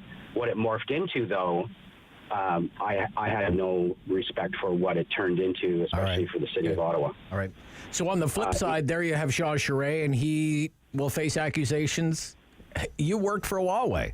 You worked for Meng Wanzhou while China was holding the two Michaels. You brought in a carbon tax. Like, carbon tax is like the original sin for conservatives. Want nothing to do with it, right? What do you think about that? What do you think about that? Yeah, well, my concern for that is that you hit the nail right on the head. He went out of his way to bring in a carbon tax, being a liberal nationalist in Quebec. But he initiated it. It wasn't initiated like the other provinces have brought in the carbon tax because the federal government has mandated it. However, at that time, Charest in Quebec, he and his government initiated it. So I have a huge concern about that, being a true Tory, and him moving forward with that. And then, the whole Michael situation, I think that's going to hurt him in the long run. I'd like to just quickly say as well, if you look back over time and you look at the leaders who have become prime minister of this country, quite a few of them have been pretty aggressive, have been pretty hardcore in their stance. They've taken a stand. They haven't backed off of that. You just have to look at Pierre Elliott Trudeau and how he literally disassembled Joe Clark in a lot of their interactions for the leadership race. And, you've talked about, hey, would you do Charest or would you do Poilievre? You just have to look at Pierre's experience in disassembling the Liberals in the finance committee meetings when he's the finance minister. Okay. So you would go with Poilievre as having the best shot. Poilievre, because as much as all of us think we want the nice guy to win, I think Andrew Scheer was that nice guy. Okay. I really think Canadians as a whole want someone who's going to be able to take on Justin Trudeau and be aggressive enough to take him down. All right. Okay, I got to run. Thomas, great call. Really interesting. Be right back after the news. It's halftime already. Have your say on where we stand right now with the Conservative Party's leadership race. It's a hot one. This is the Rob Snow Show on City News.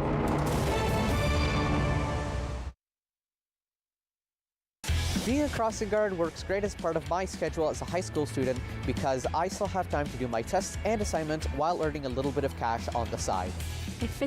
Working as a crossing guard fits into my current lifestyle because it gives me a lot of time during the day to pursue hobbies that I'm very interested in. A friend of mine introduced me to this job. I didn't know it was actually a paid job. I always start my day. It's a very little, I guess, few months baby, and she always comes with her dad on her pram, and the smile she has, like, oh my God. Well, I think the OSC is a very good employer. They show quite clearly that they care about you. They're very polite. They really make you feel like you're part of a family. It's fun. I really enjoy it. Gets us out of the house, too. Yeah.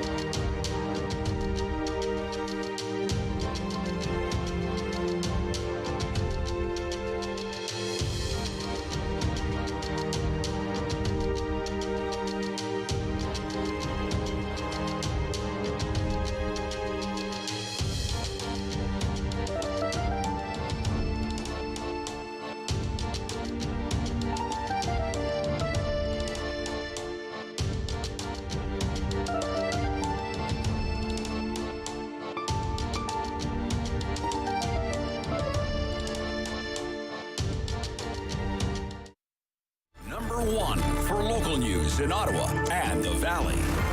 This is City News, now on 101.1 FM and 1310 AM.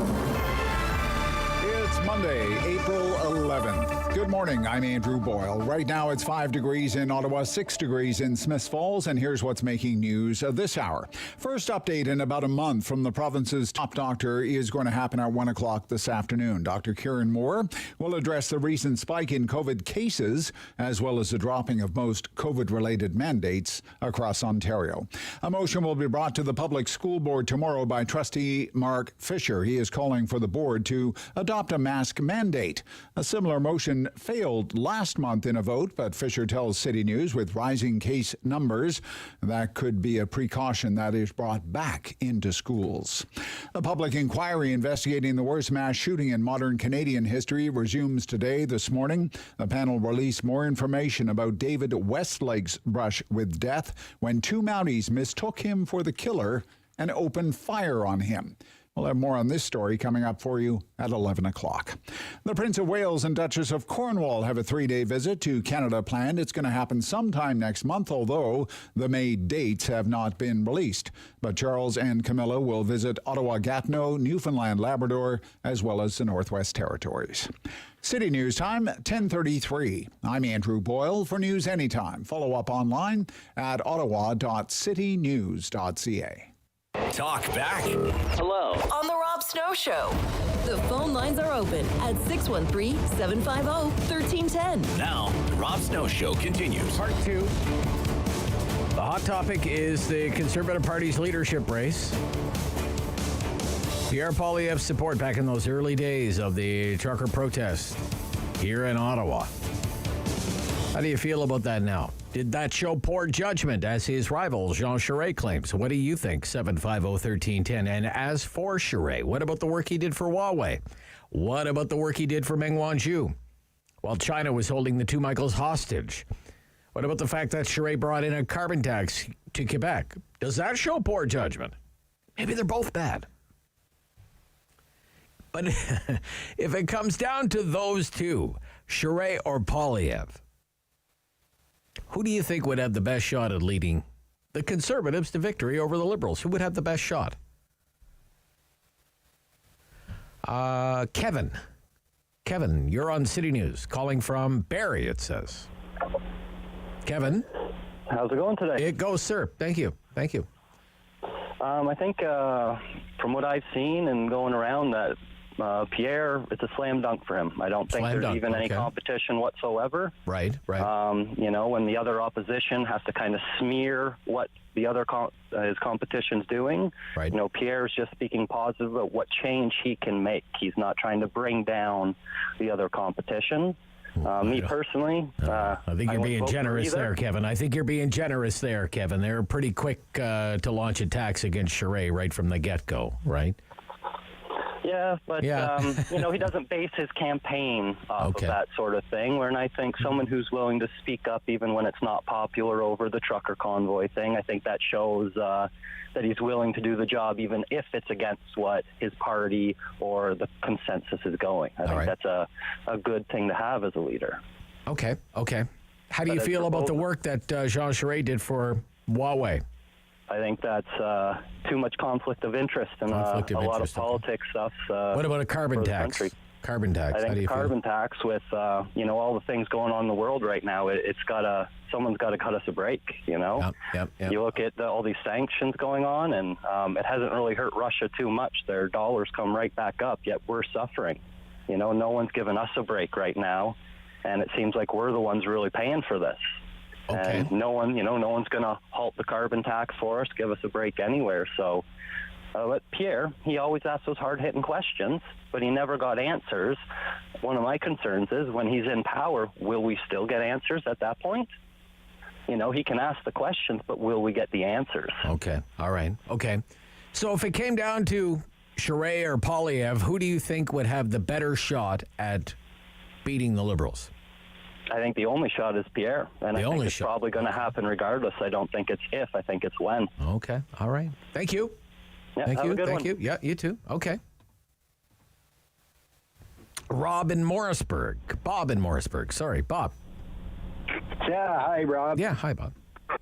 So, I think Pierre would be the best shot at defeating the Liberals. Really? Okay.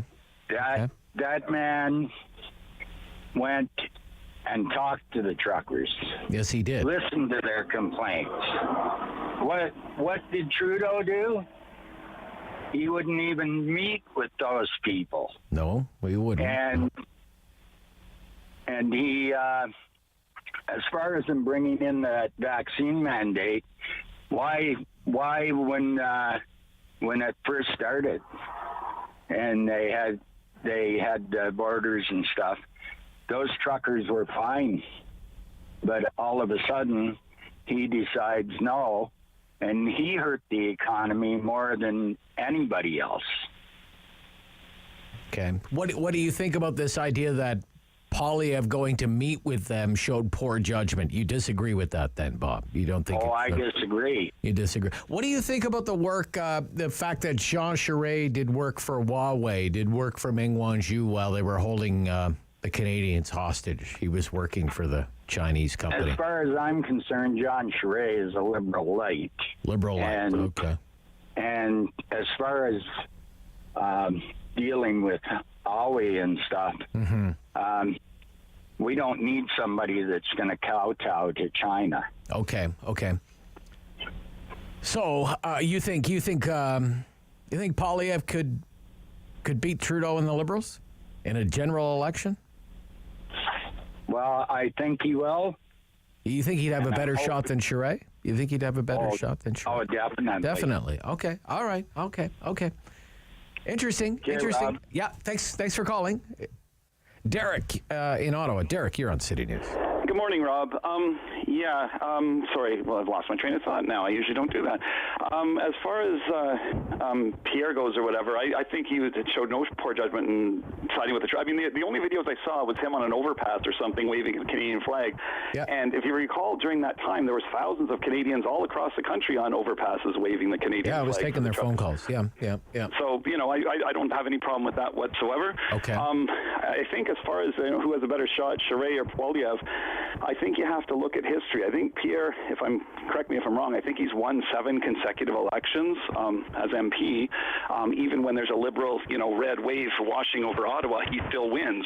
So he's shown that he can win. If you look at Charest, he can win in Carleton. Sure, Sure. Right. Sure. But that's all we can go on. Right. Now, Charest, but can he win in Brampton and Peel and Markham and Newmarket and places like that? No, right? That's a fair point. But Charest does have a track record as leader too. If you recall, a quarter of a century ago, he was the Conservative leader, and he finished 5th out of 5 parties. He got 20 seats. We've already had Aaron O'Toole.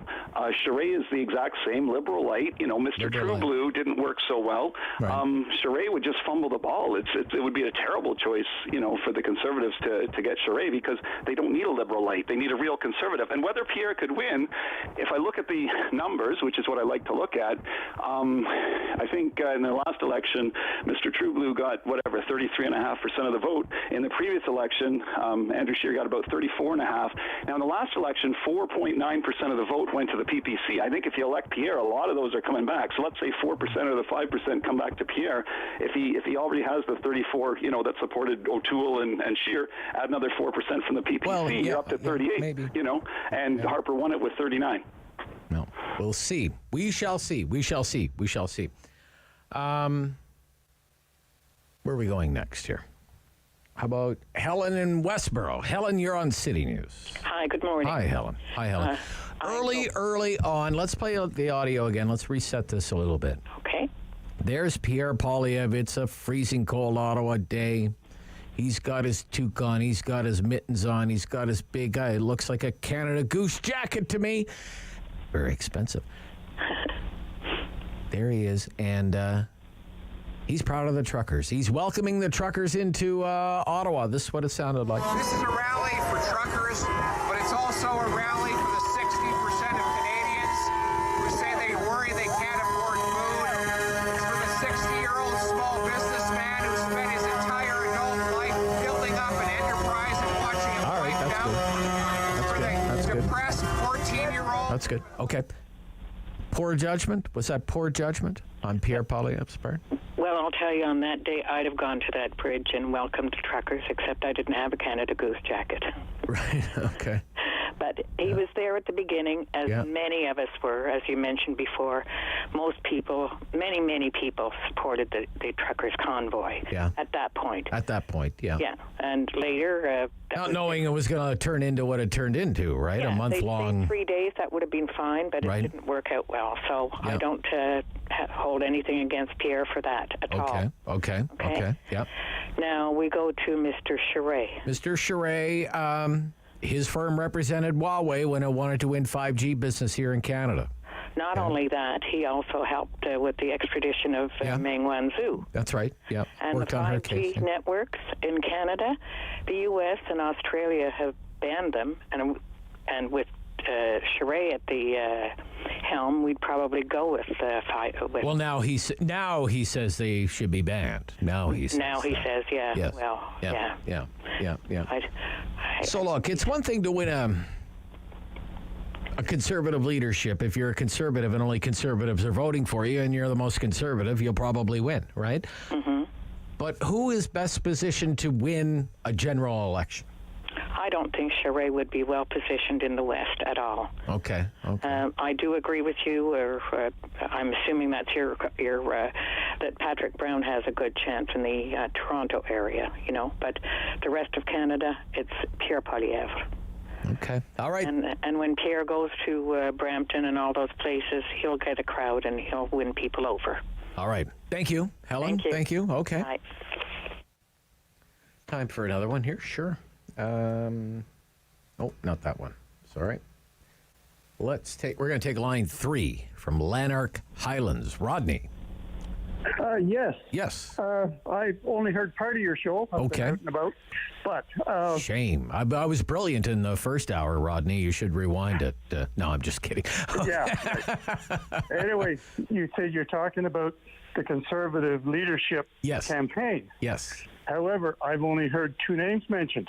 That's right. Yeah, we're focusing on 2 names. I also said that, Rodney. Yeah. Oh, okay. I missed that part. Okay. How many candidates have their name on the ballot? Well, just one now, right? Leslie Lewis, right? That's right. Yeah. And, I mean, I'm obviously a supporter of Leslie Lewis. Okay. Campaign of integrity, but what I find upsetting is that the media, including yourself, never mention her name. Okay, fair enough. And I just wonder why that is. She's the only candidate with her name on the ballot right now. Yes. She raised the money, submitted it early, within 30 days of announcing her campaign. Yeah. May have been a tactical error to do that. Because now people might think, well, Leslie Lewis doesn't need my money. She's already got the money. Well, she should be out there raising more money. On the other hand, I would suggest that we could expect the same type of fiscal prudence from a Leslie Lewis government. Right. Okay. And I mean, well, I admit Pierre's getting a lot of publicity. He sure is. He's that kind of a guy. Yep. But people aren't paying attention to Leslyn yet, and as they do, they're going to be very impressed with her policies and their integrities. 95% of Leslyn's policies are identical to Pierre. Well, see, I find it interesting in who Pierre doesn't attack. He's on Jean Charest like a dog on a bone. Yeah. Same with Patrick Brown, but he doesn't have a bad word to say about Leslie Lewis. And because he wants all of her down ballot support, I think. And Leslyn has not spoken one bad word about any of the other candidates in the race. Right. There's some integrity there. Okay. Well, second choices are important. Now, I'm suspecting you would probably put Pierre as your second choice, wouldn't you? Yes, I would, because my concern is that Charest waffles, and Brown is a little bit like O'Toole. He changes his mind every time he opens his mouth. Well, he was provincially when he was wooing, and when he was running for the leadership of the Progressive Conservative Party of Ontario, he was best friends with the landowners and couldn't be seen in enough events with landowners and Christian organizations. And boom, the moment he got elected, he couldn't disown those people fast enough. And doesn't that remind us of a previous, our last Conservative leader? Well, yeah, sure, absolutely. Flip-flopper, yeah. Yeah. Now, to me, there's only two candidates that are true to their saying. Okay. All right. Leslyn and Poilievre. Who would be best positioned to defeat Trudeau in a general election? Do you think Leslyn Lewis could beat the Liberals? Yes, I do. You do? Okay. Because I think a lot of Liberals don't want to vote for Pierre because, he's a bulldog. He's a smart guy. But yeah. Leslie Lewis has more education than any of them in the race, and she has integrity. All right. Thank you, Rodney. Thank you. Thank you. Bye-bye. Okay. Fair enough. Fair criticism there. Rob Snow Show, City News.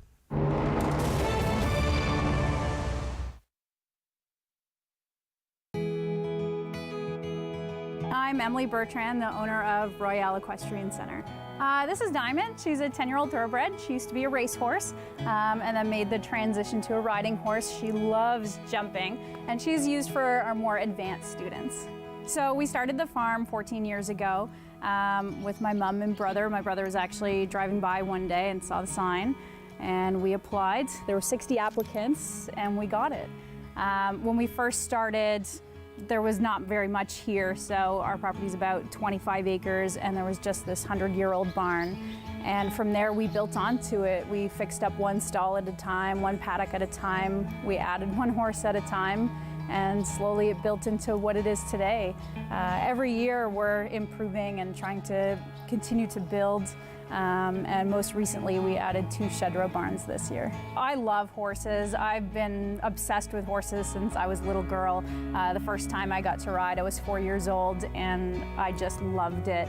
My mom thought it was going to be a phase, and that phase never ended. I kept riding all through high school, and then eventually, started Royale Equestrian Center. It was my dream to always own a farm and to build a place that I could share my passion for horses with others and do the same thing for the kids that the horses did for me. So I absolutely love it. It's a dream come true. COVID hit, that was challenging. I was pretty stressed, especially the first few months, trying to figure out how are we going to navigate all of this. Our business is based on people coming in. we don't make much revenue if there's nobody coming in to ride. So that was really challenging. And then the other aspect of it was, how are we going to care for all these horses if we're fully shut down and there's no income coming in? So we worked really hard. Some of our team were so kind to actually just come in and volunteer and help us out. And we made through it. You know, we got through it. It's been hard and a lot of work, but it's also shown us how resilient we can be. So I'm happy with how we're coming out of COVID. Hopefully, this is, you know, we're nearing the end of all the shutdowns, but we've, you know, survived it, and now we're starting to thrive again, which is great. So we have a great team. We have about 14 coaches, and then we have all our regular barn staff. We have our maintenance manager and crew, and if it weren't for them, we wouldn't be able to do this. It takes a huge amount of people, and then we also have a volunteer program. The volunteer program, it helps with us, especially with our beginner program, so they help with tacking up the horses and caring for the horses when we're really busy, and then they also get to gain some work experience. We take co-op students on. We're quite a busy and vibrant place, and it takes a lot of people to make it work, even through to behind the scenes, from our accountants, my family, who are always stepping in to help out. It takes a small village. Talk back On the Rob Snow Show. Have your say and call now. 613-750-1310. Yeah, so it's been a hot hour. Charest is going after Poilievre, Conservative leadership race, on Poilievre's support for the truckers early on in the trucker protests. He'll have to explain, and we're going to interview Mr. Charest tomorrow. He'll have to explain the billable hours working for Huawei and Meng Wanzhou. Some might say, what's more disqualifying? He's basically saying, well, I'm a lawyer. They were my clients. I had a job to do. I did it as a lawyer. But I don't know if that's going to sit well with a lot of people. And for most conservatives, I mean, card-carrying, membership-buying conservatives are opposed to the carbon tax, and have always been opposed to the carbon tax, and will never accept a carbon tax, and get really annoyed when conservative politicians say they're opposed to a carbon tax and then win a leadership race and then suddenly embrace a carbon tax. And when Jean Charest was the Premier of Quebec, he brought in cap and trade, which is a carbon tax by another name. They have carbon market in Quebec, used to include Ontario, still includes California. Carbon credits trading now $18 a ton. It's just another way of pricing or taxing carbon. It's just a carbon tax. And Jean Charest made that happen alongside Ontario Premier Dalton McGuinty. And it's still going today. Doug Ford pulled out of cap and trade when he became Premier. And then Mr. Trudeau and Premier Ford, you remember the province took the feds to court, lost. The federal government wanted to impose a carbon tax on provinces that didn't have one of their own, and now everyone in Ontario pays Mr. Trudeau's carbon tax. But it's true when Poilievre says Charest brought in a carbon tax. The question is, 2025, there's going to be an election. Who can win the general election? Who's best positioned to win the general election out of those two, Poilievre or Charest? Rodney in Ottawa. Rodney. Hey, good morning. Yeah, hi, Rodney. It was almost the second time I thought I was talking to you. Yeah, there was a Rodney before. That's right. Yeah. 2 in a row. Yeah. Was it a mistake for Poilievre to support the truckers? Yeah, I think so. You think so? And yeah. I actually think that when he went there, he actually missed his golden opportunity to not only be recognized nationally, but internationally. And the reason why I'm saying that was because I heard Professor Ian Lee suggest that Pierre do a backdoor deal. Yeah, that was Ian Lee's suggestion. I may bring that up again tomorrow. I've got a better suggestion. He should have done a front door deal, and there's a reason why I'm saying that he should have done a front door deal. Yeah. And the front door deal, he had 2 different ways of doing it. He could have called the press there, gone in cold and talked to the truckers and come out with everything resolved, or the better way, he could have laid down the information as to how he was going to convince the truckers to abandon, to see light and reason, and he could move forward. And his opportunity at that point in time was he should have, because the truckers were upset about all the mandates. Yeah. He should have laid out a whole program as to how, if he was in charge, how he would have controlled COVID. And it would have been so amazing that everybody in the world would have turned around and recognized. So it was a missed opportunity for him. He missed an opportunity. I got you. It was a missed opportunity, but the other reason why I'm saying that is it's easy to complain on somebody else's work and program, but if you're doing that, it could make sense to put in like a replacement as to what you think as to how things could be corrected. Yeah, gotcha. Good one, Rodney. Yeah. That was Ian Lee's suggestion. I've come to an arrangement, and trust me, you can leave, and your concerns will be addressed and somehow orchestrated so that he gets to take credit for the truckers leaving Ottawa. Missed opportunity. Okay, Greg in Smiths Falls. Greg. Hi, how are you today? Yeah, I'm good, Greg. Thank you. So when Poilievre was supporting the truckers early on there in the convoy, was that a mistake?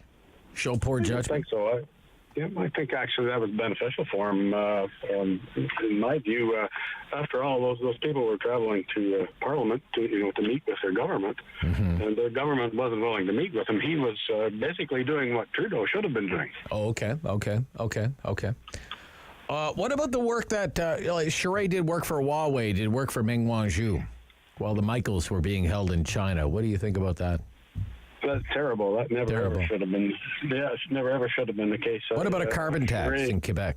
He brought in the carbon tax in Quebec. What do you think of that? My view of Charest, he's more like a political mercenary. He just seems to go whatever way he needs to affect himself. Politician for hire. He's a politician for hire. Well, he's been on both sides of the table now, hasn't he? Maybe he's just got the NDP left to give a try, I guess, maybe. Yeah, well, I don't know. The Liberals in Quebec back then were kind of, you were either a separatist or a federalist, and if you were a federalist, that meant you were with the Liberal Party because there wasn't really any other party to join. So, true. Yeah, if you were going to join the Parti Québécois, you had to join the Liberals. So, that's just the way it was back then. I think that's, if there's a red herring, that's one right there for me. But nevertheless, let's say it comes down to these two. It's Poilievre, Charest. Who would have the best shot at beating Trudeau? Oh, Poilievre in a landslide, in my opinion. Yeah, right. And same in a federal election, I believe. Yeah, that's what I mean. Yeah, in the general election. Yeah. Okay. Yeah. Thanks. Thank you. I think we're out of time. Yeah, we're out of time. Man, oh man, too bad I didn't have time to fit everybody in. Just phones ringing off the hook from the minute they were open. Thank you, everyone, for taking part. When we come back, Geoffrey Johnston, his very latest assessment on the terrible situation in Ukraine right now, with an emphasis on the problems with food security, which is a problem all over the world because of what's happening in Ukraine. So we'll talk about that, maybe a little bit if we have time, about the election in France. That's an interesting one to watch. As well, David Sali will have from the Ottawa Business Journal the latest on the Shopify news today. 10-for-1 stock split for Ottawa's most valuable technology company. We'll tell you about that when we come back. Rob Snow Show on City News.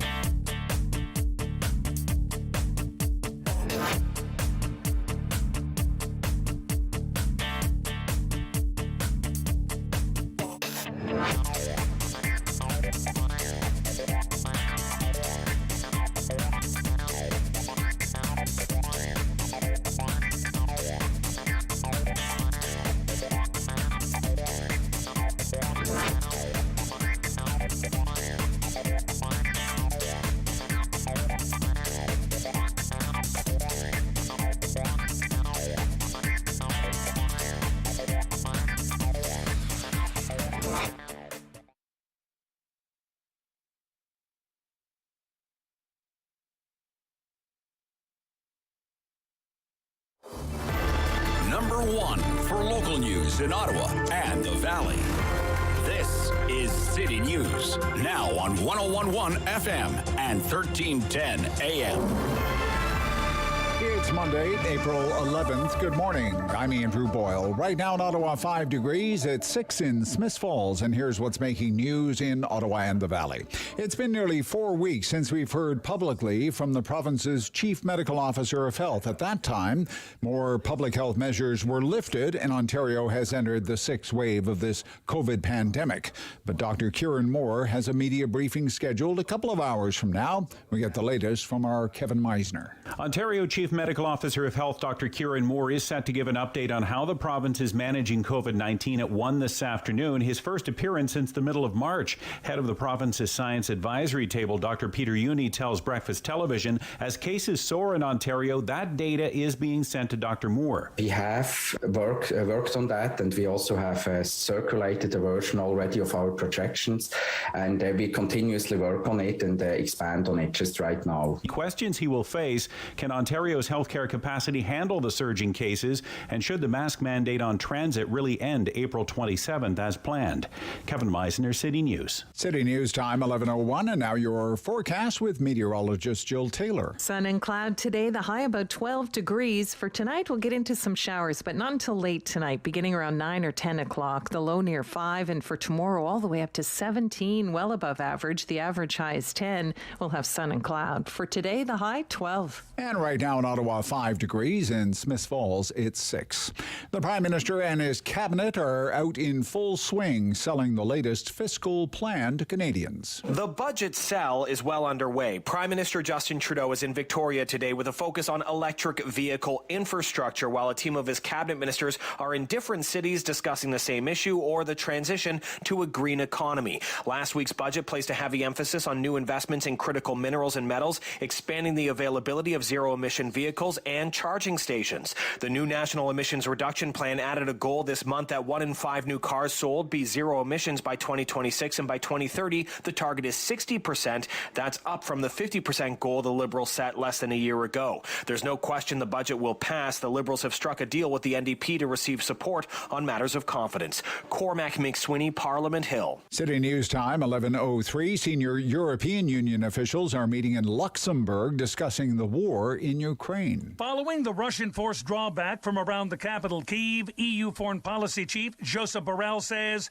the focus now shifts to the east. I'm afraid the Russian troops are massing on the east to launch an attack in the Donbass. The Ukrainians are very much aware of that. So I am afraid that the next day the war will increase on the Donbass. EU ministers are also weighing the effectiveness of the bloc's response thus far to the Russian invasion. And once again, more sanctions remain on the table. Tom Rivers, ABC News at the Foreign Desk.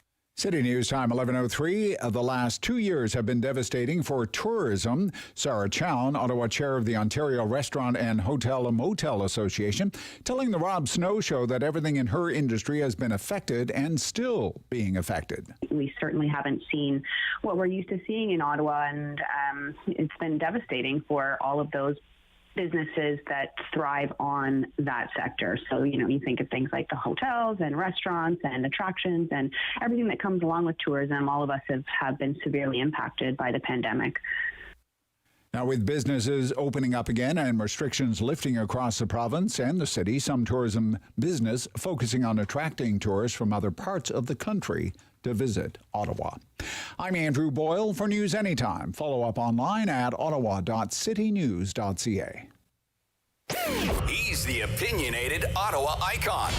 The Rob Snow Show returns on Rogers TV and City News. 101.1 FM and 1310 AM. Geoffrey Johnston writes about international affairs for the Kingston Whig-Standard. Back with me this morning on the Rob Snow Show on City News. Good morning, Geoffrey. Welcome back.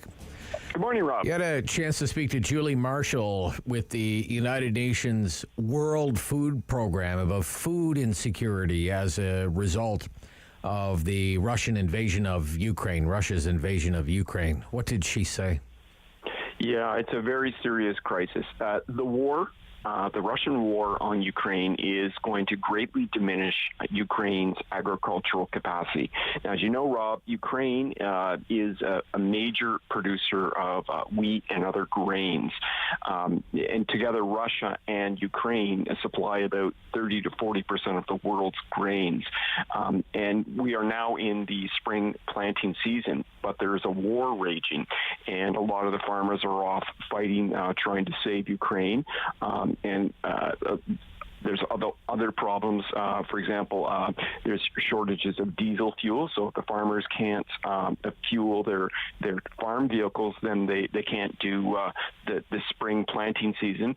There is real concern that there are going to be major drops in agricultural yields as a result of the war, and that is going to cause greater food insecurity, because they're already food insecure in Ukraine because of the war, because of the grocery stores have been emptied and food depots have been destroyed. So what's going to happen is that Ukraine's not going to be able to feed itself, but there's also going to be global knock-on effects, because much of the Middle East and North Africa get their grains from Ukraine, and so that means places like Lebanon and Tunisia and Yemen aren't going to get wheat or maize, and so this is going to push a lot of people who are already food insecure into starvation, and that's going to be really grim. Now, to get back to the situation in Ukraine, there are a lot of places in the country, Rob, that are cut off, so it's hard for the World Food Program to get their supplies in.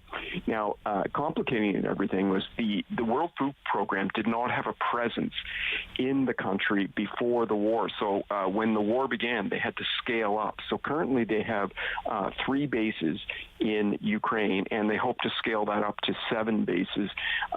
Meanwhile, the conflict is making it very difficult to actually get the food relief to where it needs to go. So that means the World Food Program workers are in danger, and they have to negotiate with both sides to ensure that convoys can get through. Now, the good news is just recently, 4 humanitarian convoys managed to get into a number of cities, including Kharkiv and Sumy, and they were able to deliver freshly baked bread and also flour, so the bakeries there can scale up production. So it's a very difficult and serious situation. Okay, let's talk about what you expect to happen in the coming days and weeks in the eastern part of Ukraine. Preparations are being made for what some experts think might be the biggest battle of the war yet. In eastern Ukraine, the Ukrainian authorities telling people to get out of that region, that time is running short for people to escape.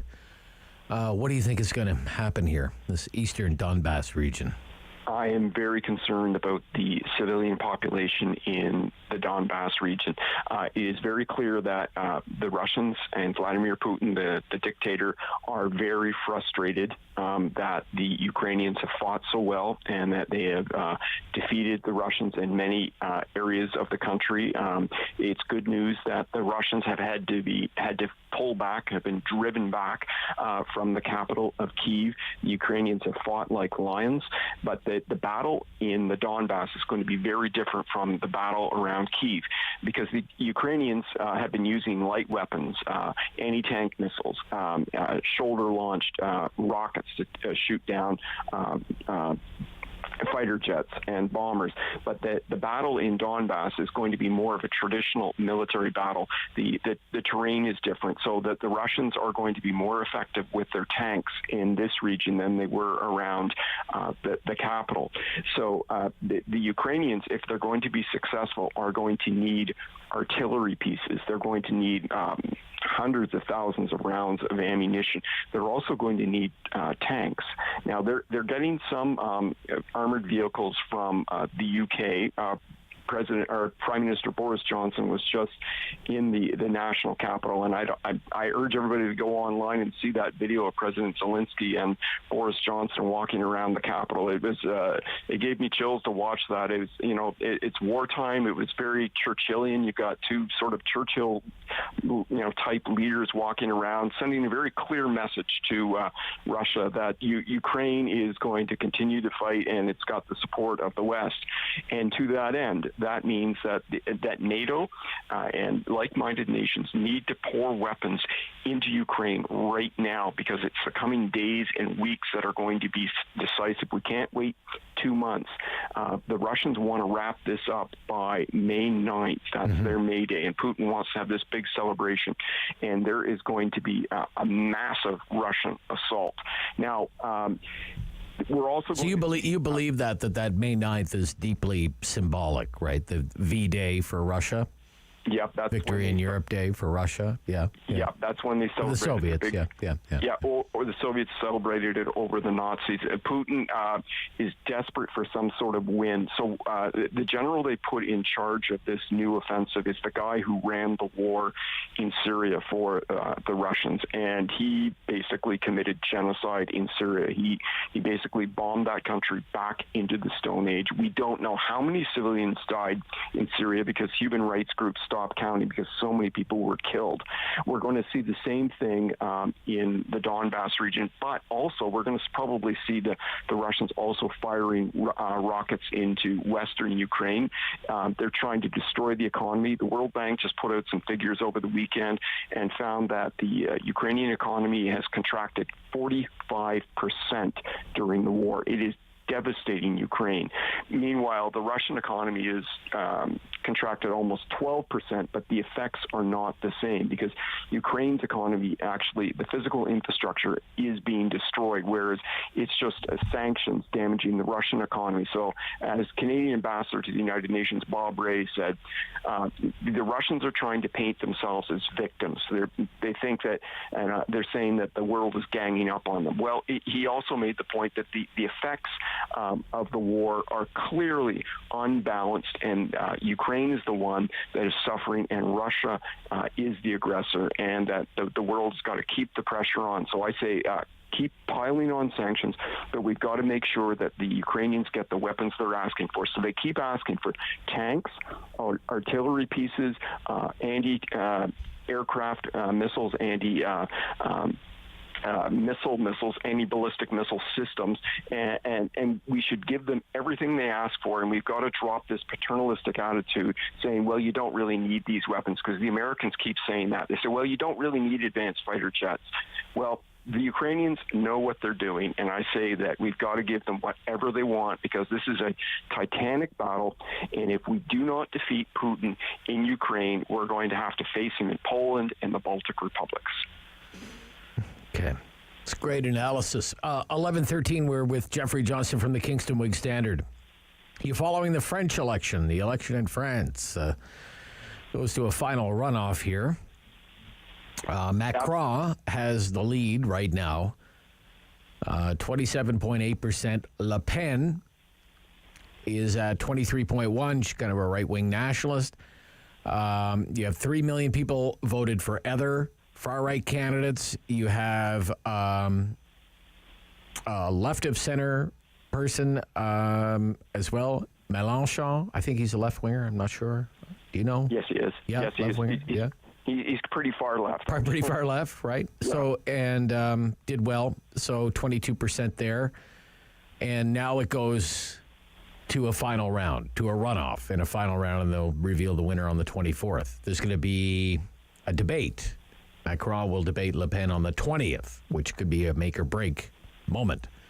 So, what do you think is going on here in France? Yes. So to put it in context, Mr. Macron is a center-right, so he's pretty much a centrist candidate, but he's not popular right now. He's seen very much as an elitist, and the French were kind of miffed that he was putting so much effort into the international diplomacy. He did a lot of shuttle diplomacy before the war in Ukraine, trying to talk to Putin, and that really didn't lead to anything. France continues to play a prominent role on the world stage regarding the war. Meanwhile, at home in France, the cost of living is skyrocketing, just as it is everywhere in the world. And that's one of the knock-on effects of this war. It's driving food prices up for everybody, things like cooking oil and fuel. And so that it's making it difficult for everybody. And people are understandably upset. And people tend to vote on their pocketbooks and not foreign policy.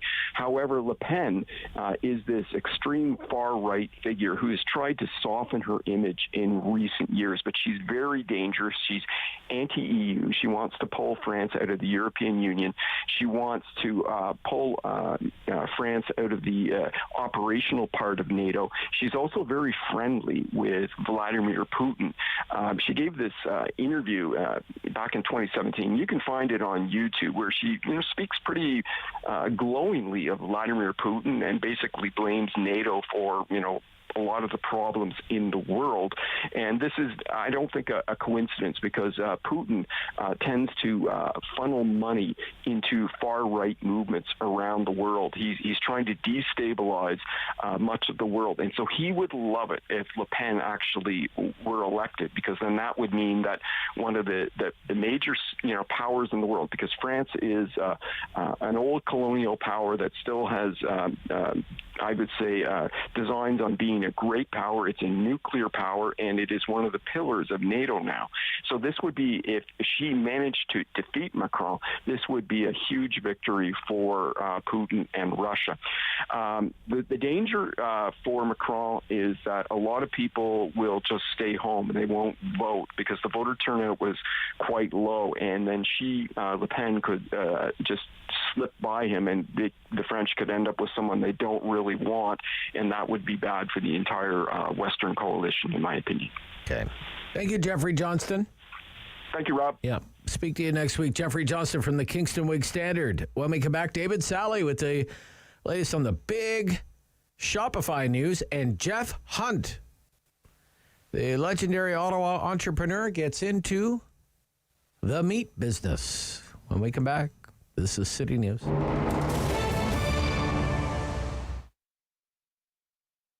So the Women's Business Network is a volunteer-run association that achieves its strategy and vision by supporting women to achieve their success on their own terms by providing development opportunities, valuable connections within the organization itself, and it facilitates member access to growth within their business and careers. I mentioned the 2-year absence of the Businesswoman of the Year awards. Obviously difficult, Mira, but certainly an opportunity to work on some new things. Tell us what you've got planned, what you worked on. Yeah, we really missed putting on the BYAs for the last 2 years because of COVID. It also was unfortunate that we couldn't celebrate the women that were having such a huge impact on our community in Ottawa. So we're really glad that they're back now. As you know, that they've been around since 1983. Mm-hmm. They are a purpose to celebrate the achievements, the professional expertise, and the leadership of all of the outstanding women we have in the National Capital Region. And for the first time this year in 2022, we've introduced 2 new categories, one being the Lifetime Achievement Award and the other one being the Community Champion Award. Okay, yeah, and let's break it down even further, because as I mentioned, there's different categories, and then of course different awards within categories. Tell us about some of the returning categories and some of the other awards as well. So the two returning categories that we're bringing back are actually the entrepreneur and the enterprise leaders. Those are very popular in our community. They draw a significant amount of nominations, and they do get a lot of attention because it's very common that we take the opportunity that we want to celebrate the entrepreneurs in our community, especially after the 2 years of being through what they've been through, right? So we're looking for nominees of owners who have significant impact on their businesses, that have seen strong growth in the last little while. And one of the things that we did do to revamp this award was we dissected it into 3 subcategories based on the term that the individuals have been in business for. So you've got from startups that have been around for 1 to 3 years, then we've got the emerging entrepreneurs 3 to 7, and the established entrepreneurs for 7 years and above. So there's really going to be 3 awards or 3 winners within the entrepreneur category itself. And then we've got the Enterprise Leader Award that's also come back. And this is an opportunity for organizations to nominate individuals within their business that display exceptional leadership attributes, positively impact the environment.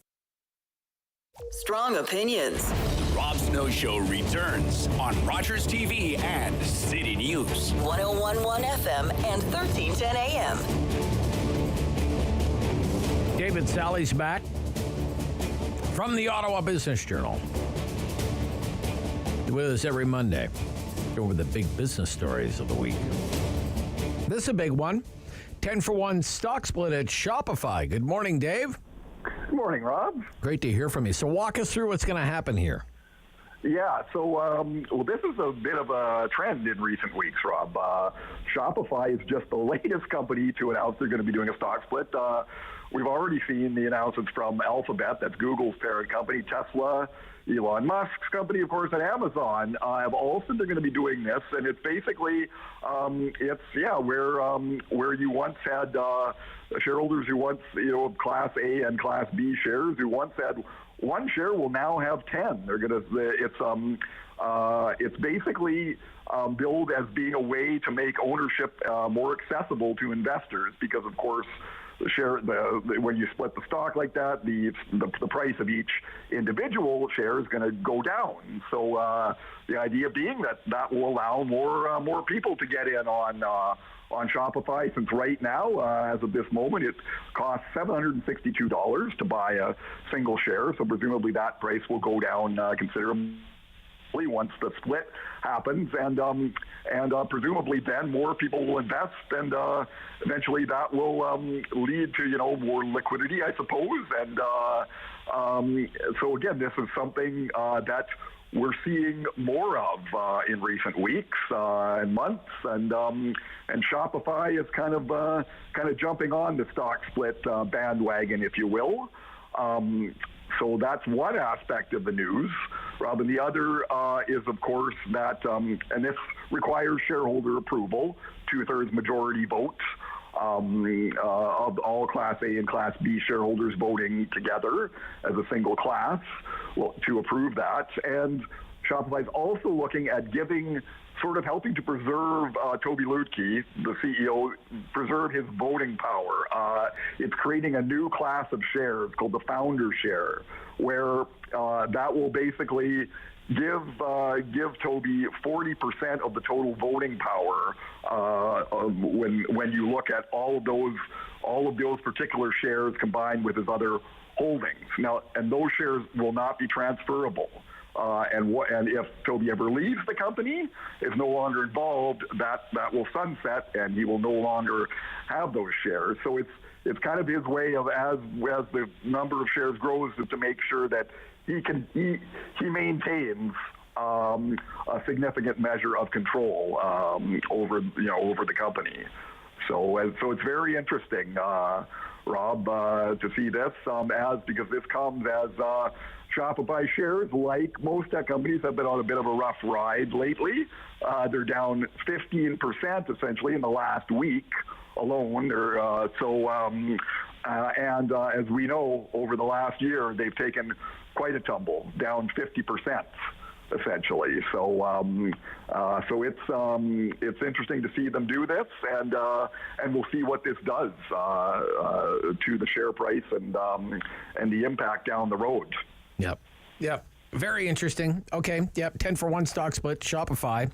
So that $760 stock on the TSX right now become a $76 stock, say, for example, and you'll own 10 times as many shares as you have now. So right. That's right. Exactly. Right. Yeah. A pending shareholder approval. Exactly. Right. Yeah. Yeah. It was interesting just reading the news release to see the name Robert Ashe, lead independent director, because there's someone who's been around for a long time, right? So he is indeed, Rob. Yeah, He's a very valuable advisor, no doubt about it.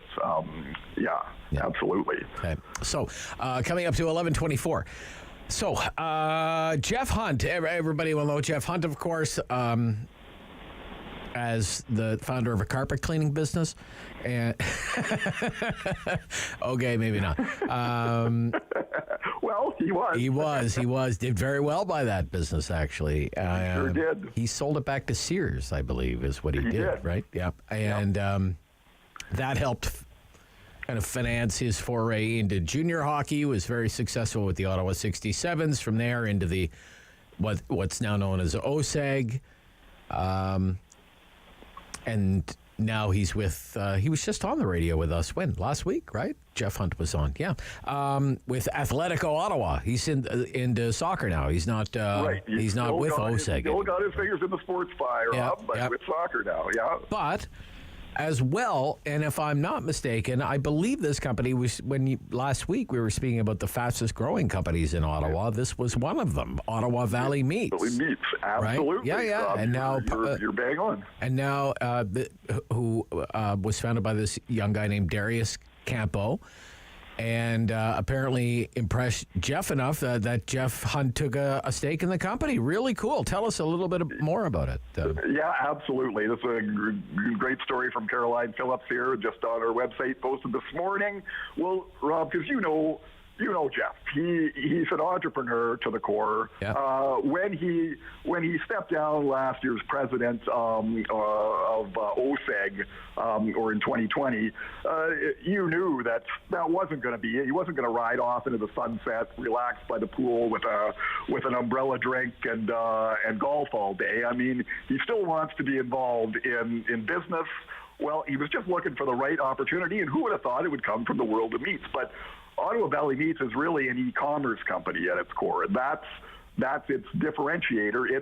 It's all about locally produced, naturally raised premium meats, and they deliver them to customers' doors via online orders. It's an online butcher, essentially, of top quality meats. And they met a couple of. It was during a Red Blacks game, so Darius Campo was at Jeff Hunt. We're watching the game together in a luxury condo. Started talking about business, not about football. They started talking about meat and Ottawa Valley Meats, and Jeff Hunt just became really intrigued. The more he talked with Darius, the more he realized, hey, this is a great opportunity. And as it turned out, one of Campo's other partners wanted to sell. So that opened the door earlier this year for Jeff Hunt to become involved. And he jumped at the chance when it came up. And he just really loves this business. He really thinks the sky's the limit. We're Ottawa Valley Meats, it's custom orders, fresh beef, pork, chicken, lamb, seafood, dairy, eggs, spices, sauces. It's really got a nice niche going here. With fresh food delivery and with, as we're seeing, that was an area that really hadn't been fully exploited, right? Food delivery online until the pandemic. And now everybody's kind of seeing the potential there. And Jeff Hunt, I'll tell you, as you know, he's no dummy when it comes to business. He knows a good thing when he sees it, decided this is the time to get involved. And there he is. He's going to be a good mentor to Darius Campo, who's 33. So he's still young. Grew up, or went to Ottawa U. Grew up in Van Cleek Hill. Worked for farmers to pay his way through school.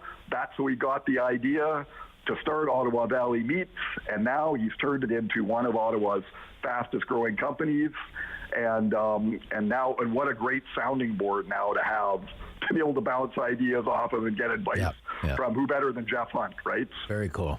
Very cool story. Great story. All right, David, thank you so much. Great to have the update today. Yep, David Sali from the Ottawa Business Journal. Our 11:30 news is coming up next. This is the Rob Snow Show on City News.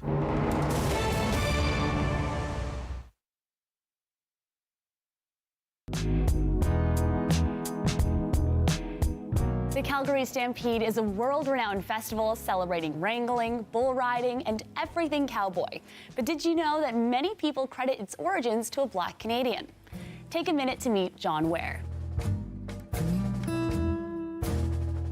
The word cowboy has racist roots. Before the American Civil War, white ranchers were called cowhands, but the enslaved black men and women working alongside them were actually referred to as cowboys to infantilize and disrespect black ranchers.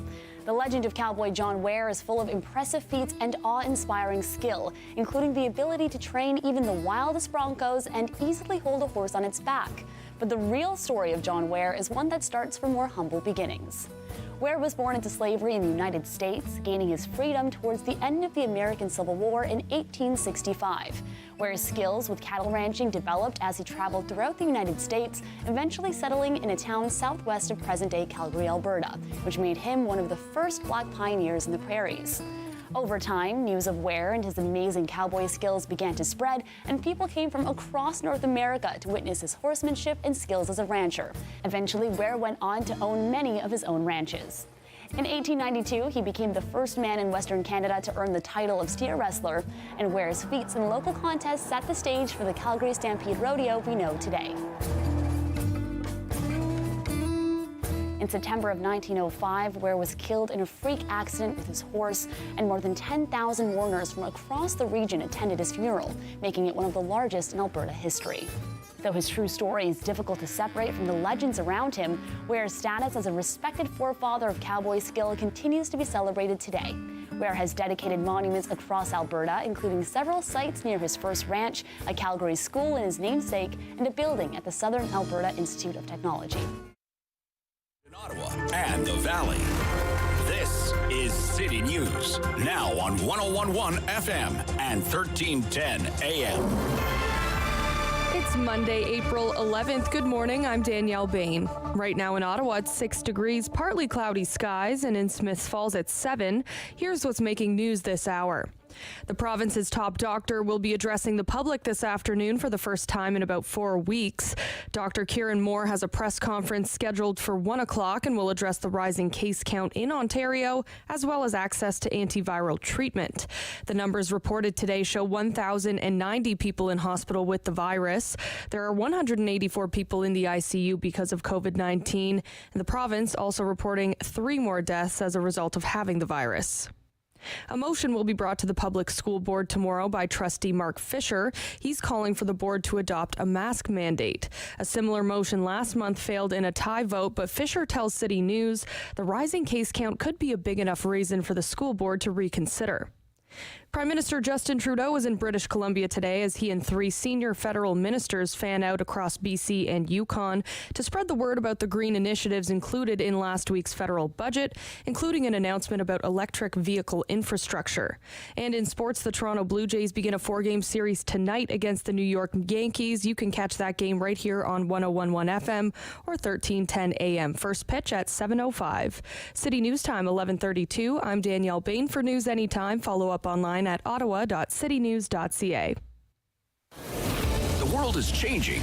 So keep up with Rob. The Rob Snow Show returns on Rogers TV and City News, 101.1 FM and 1310 AM.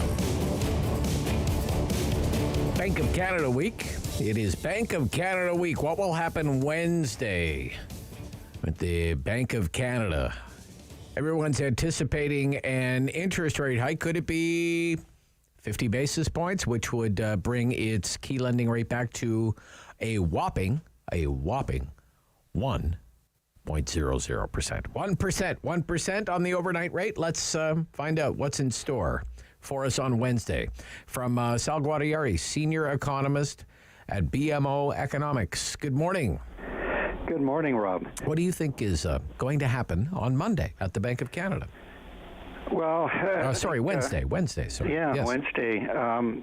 The market's widely priced in for a 50 basis point increase, Rob, on Wednesday, and we're very much in that camp as well. In fact, we think the bank's going to follow that up in May in June with another 50 basis point move. So, they've got an inflation fight on their hands right now. And officials seem to be taking it pretty seriously. Senior deputy governor said that the bank is prepared to act forcefully. So they're going to give it everything they've got. And again, we think policy rates could go up a full percentage point over the next couple of months. And then we're still looking for another percentage point move on top of that. So, a year from now, we're probably going to see the Bank of Canada's policy rate up a full 2 percentage points. Okay. Yeah, there was a recent speech by a senior official at the Bank of Canada that was described as hawkish, and that seemed to set kind of a more aggressive tone from the Bank of Canada, from the deputy governor of the Bank of Canada. What was it about that speech from the deputy governor of the Bank of Canada that really kind of put this more hawkish stance into play? Yeah, it really very much was those key words, prepared to act forcefully, from Kazicki in this case. And basically the whole speech was devoted to why the bank needs to get inflation back down to its 2% target. The big concern now is that expectations for inflation could start running away, and that would make the bank's job even harder, to bring inflation back down to target. Right now, we're not seeing expectations ratcheting higher. People don't expect inflation to continue to rise or be very high, say 3-4 years down the road once we get by this current pop in commodity and oil prices.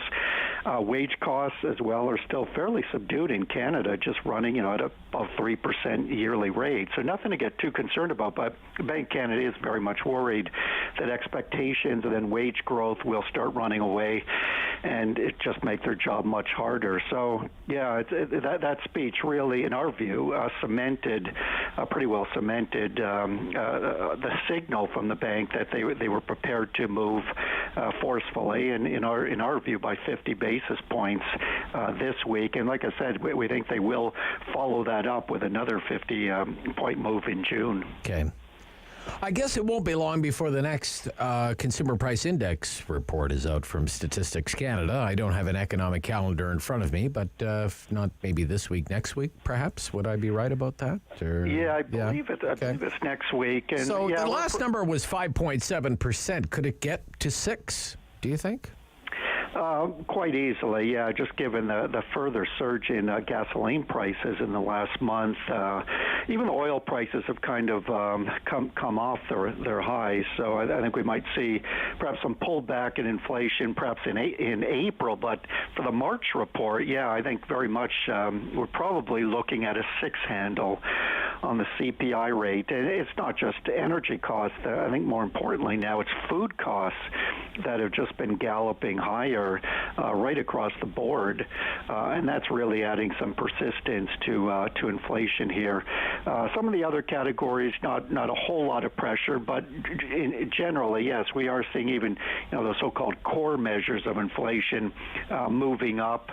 They're at their highest, averaging their highest in 3 decades here in Canada. So there is some underlying pressure that the bank will need to address.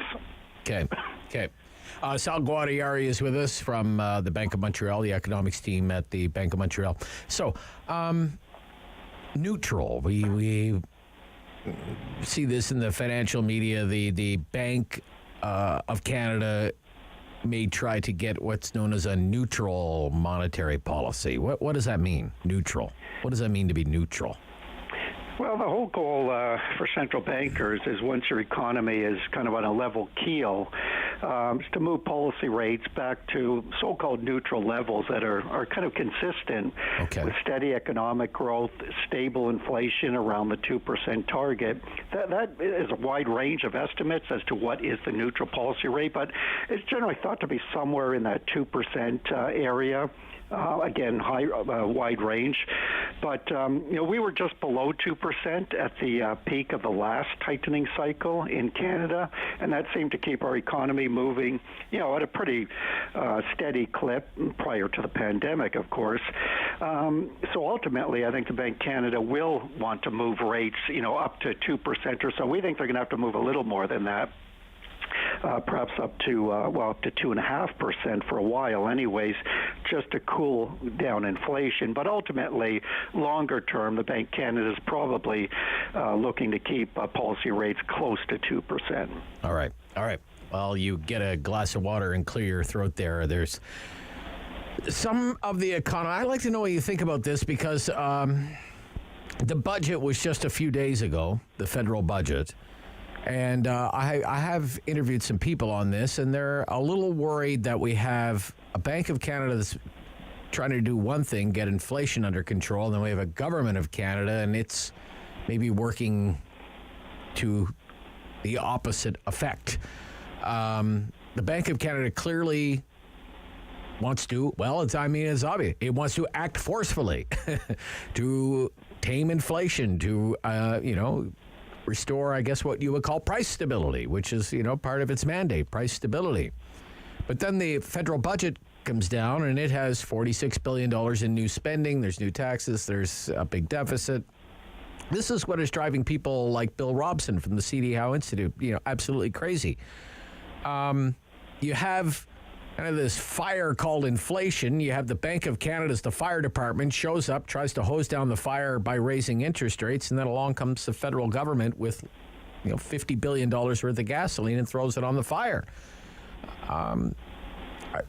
Is our monetary policy and our fiscal policy, are they on the same page? Are they working to opposite effect? What is your opinion there at the Bank of Montreal these days? Sal? Yeah, well, we will get a little more stimulus for this year. The budget did announce about just over $7 billion of net additional stimulus spending. That's about 0.3% of GDP, so it does give your economy a bit of a bump. But again, nothing like we were seeing through the pandemic, where the government was running very large deficits and actively and aggressively trying to cushion the blow and stimulate the economy. So they're kind of more in sync. But yeah, you're right. I mean, right now all the work will need to be done by the Bank of Canada as far as cooling off demand and inflation pressures. And I mean, with policy rates still low, I mean, the Bank of Canada does have some work to do. Again, it needs to get rates at least to neutral, up to around 2%, just to, get in the ballpark of cooling off inflation. But again, we probably see them moving a little more than that even, because inflation is so high right now. I mean, the government perhaps could have taken a move to, withdraw stimulus, either by cutting spending or raising taxes. I mean, you can debate, the merits of that strategy. But, I mean, all we know for now is that the Bank of Canada is pretty serious about getting inflation back to its target. It's a question of timing, but basically restoring price stability. And it's going to keep raising rates until it basically accomplishes that goal. Okay. Great to hear from you. See what happens on Wednesday. Mm-hmm. Thanks again, Sal. Take care, Rob. Speak soon. Yeah, from the economics team at the Bank of Montreal, Sal Guatieri, on what he thinks the bank is going to do on Wednesday, 50 basis points. We'll be right back. Continue our talk about money. Money Monday. Peter Fraser, Cardinal Planning, Manulife Securities, joins us next here on the Rob Snow Show on City News.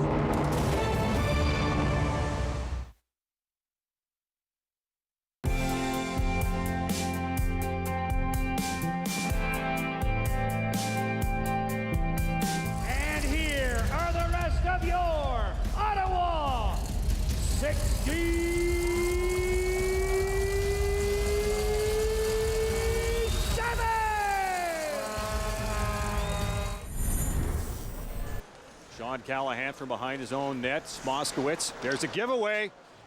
Here's Byers, shot right on. Mrazek has it. Ottawa has, for the most part, carried the play in the last 3 or 4 games here, and this is when Barrie's got their chances on poor puck management, puck decisions right there. Ill-advised pass, not a good pass, a turnover, creates the first scoring chance and shot on net for the Barrie Colts in this game. This is what Ottawa's got to do better of tonight, is making sure that their puck management is good. They're crisp and they're solid when they have it. That's the first action. Scores! The Barrie Colts draw first blood. It's Greg Such. Smith out there now for Ottawa. He's going to head in front of the net. Oh, dig it away, scores! Dalton Smith tapped in front of the net. We are tied at 1. Back to the point. Callahan shot's blocked.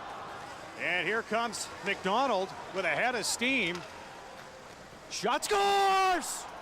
McDonald with the long shot.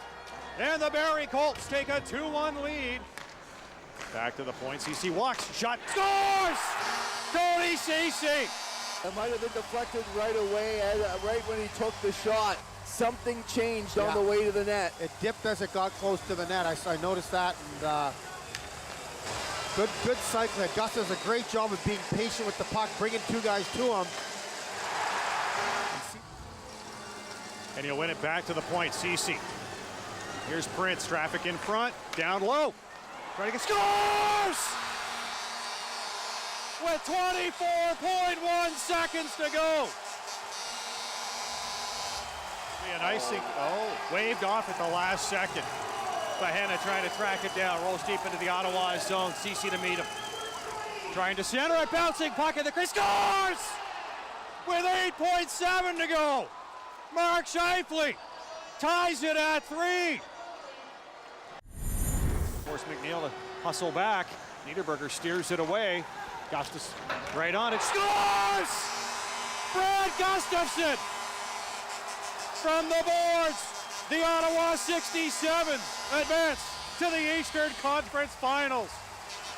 The little man comes up big for the Ottawa 67s.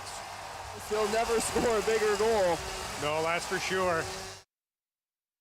Snow Show returns on Rogers TV and City News 101.1 FM and 1310 AM. So the Bank of Canada is one thing to watch this week, Wednesday. Big announcement on interest rates. We just had Sal Guatieri on from the economics team at the Bank of Montreal. What will the central bank do here in Canada? Sounding very what we call hawkish.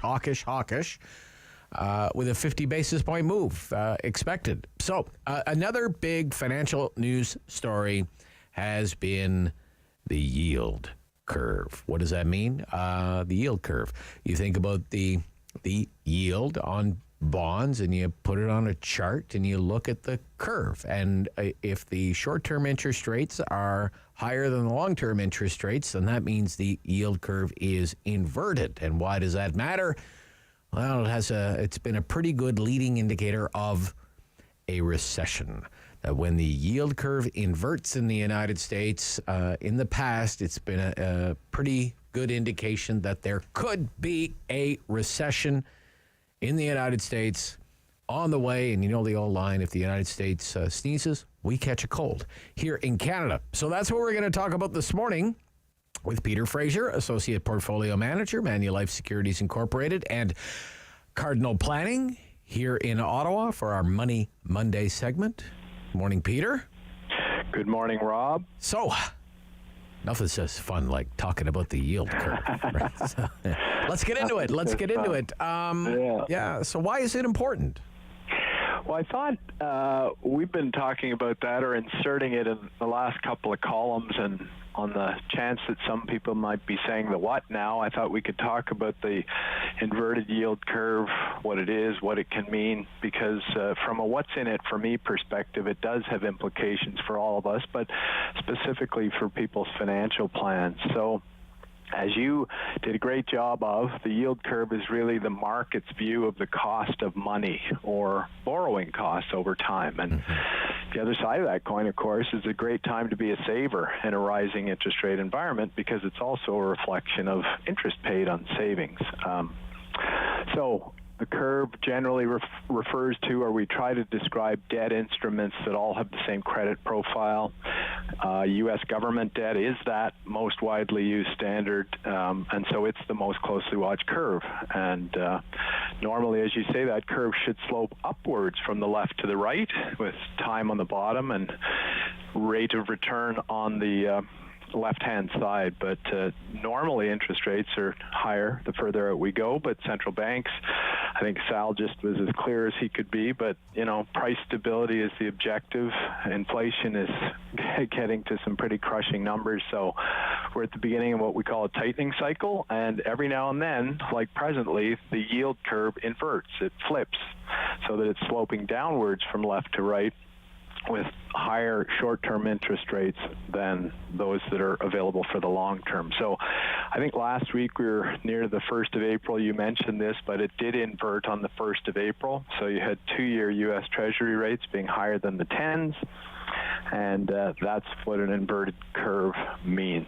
But, why is that important? Because we all are affected by where that goes. And as you point out, it has historically been an important harbinger of things to come. And that's simply because as often as not, an inverted yield curve has appeared in the times that precede recessions. I do like to say, just for context, that it is true that any economy emerging out of one recession at a certain point in time is always headed towards the next one. So, right. Can inversion tell us something definitively? I don't think it can 100%, but we have history, and we also have those 7 metrics that you and I first introduced last December when we started talking about this, because they're an important screening mechanism, and we'll recall that all 7 of those were flashing no then. So we had all green lights, to put it that way. But if we look at it today, obviously one of those metrics is the positive inflationary trends. Well, that's, I hope it's capped at 7.87, February's USA inflation rate. But yes, that's flashing a solid red now. Inflation's past what anybody's comfortable with. Yeah, You pointed out on it. Sal called it a 6 handle. We're probably going to get a 6 handle for Canada. So 6% inflation for the most recent month. And I think, everybody had everything crossed, hoping that they used that transitory word as far back as a year ago, but this isn't looking transitory from most perspectives. The yield curve, as you pointed out, is another one that's gone from, I'll call it green to yellow. Generally, you want to see inversion for at least a month to put it in the red category. I suspect we will. And tightening of financial conditions, well, that kind of goes in hand with the rising cost of money, so that too has gone from green to yellow. But solidly, the other 4 key indicators, so those are manufacturers' order books, housing starts, labor market strength, and leading economic indicators are still presently saying not yet. So it is important. We don't have a weak labor market. Correct. Housing market seems to be as strong as ever. Yeah. It'll be interesting to see how it holds up with a higher interest rate environment, however. So the metrics together still say not yet. But, and there's a couple of other things that I think are helpful to contextualize. Historically, recessions haven't occurred until about 14 months after that yield curve began to invert. So is it on the doorstep? No. Is it possible? I mean, I think you just have to be realistic. Is a recession coming in 2023, 2025, 2027? We don't know, but it's not on the doorstep, and yet interest rates are rising to try to cap, or Sal called it price stability, but that is the central bank's intention with raising short-term rates. And we have time, I guess, is one of those commentaries about what the portending of the inversion curve might mean. Stock markets also went on to rise for the 10 months after inversion for about a 17% average historical jump to peak. So that's worth recalling. And I think we keep our eye on these data points and many others for that matter, but we do, this is imminent. I think it's in our wheelhouse, and we want to make sure that as they come in, they're able to help us confirm that, that's the direction. Yeah, what some economists are saying, too, is of course the short-term interest rates are going up. Of course they are. Because the market, and in this case, the bond market, has listened to the U.S. Fed, or in Canada's case, because the short-term rates are up in Canada as well. Of course, they're moving higher. Those rates are moving higher because everyone is anticipating from the U.S. Fed a 50 basis point move, and then maybe another 50 basis point move. And on Wednesday from the Bank of Canada, 50 basis point move. And as Sal said, in June again, another 50 basis point move. So they're already what's called pricing that into the market. It's not like Correct. The financial markets they're not going to wait for that to happen. They're already well in advance anticipating that that's going to happen. Correct. Peter, right? So that drives those short-term rates up. So. It does, yeah. They might not raise 9 times, but will they raise more than 3? Quite certainly. I mean, so a lot of this is priced into the market of something that we're not 100% sure yet, the depth to which that's going to take place. But, generally these are reflecting, it kind of becomes a self-fulfilling prophecy in the short term that's what we're expecting. So that's how we'll price these, we'll price these things. Yeah. But it's important, though, to have these conversations now with your financial advisor, and it may take some hand-holding, because for a lot of people, there will be people who have kind of like been here before, know what to do, don't have great memories of most of the 70s and 80s. Even the 90s was a very different interest rate environment, but the interest rate environment really changed around the time of the financial crisis.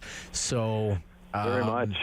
Yeah, for a lot of people. For some people who have been planning for 12 or 13 years, maybe this is their first time really dealing with an interest rate environment like this. So. Well, and even for those who've been planning longer, I mean, we've had a declining interest rate environment and, zero bound for a long, long time. I mean, you forget that a fixed income instrument like something as dull as a loan to the government of Canada for 25 years can actually be priced negatively in a rising interest rate environment. So arguably some of the most low-risk conservative securities are performing, like some of the most volatile stocks one can get, because in a sharply rising interest rate environment, fixed income is priced inversely to that movement. So it's painful, and it is important to look at your financial plan, to look at your objectives and make sure that a portfolio is calibrated to what your objectives are, first of all, but also that conversation is taking place, because as you rightly point out, a lot of this is immediately priced in, and it could also be the case that it may or may not be quite as the actual may or may not be quite as comparable to what's been priced in by the market. So, the ride is rough right now, and people should be checking and rechecking kind of their riggings and their knots and their sail strength. All right, Peter. Thank you. Thanks, Rob. Captain, thank you. Do we have a second? Because next week, I think we'll do a deeper dive on the personal impacts on people's financial plan of that budget. Sure so thing. Stay tuned for that. We look forward to that. Yep. Peter Fraser, Cardinal Planning here in Ottawa, Associate Portfolio Manager as well, Manulife Securities Certified Financial Planner. That's Money Monday. And that's the Rob Snow Show. Sam LaPrade is coming up with the Sam LaPrade Show right after the noon news on City News. The Rob Snow Show. Tune in weekdays starting at... This program is brought to you by OHL Action.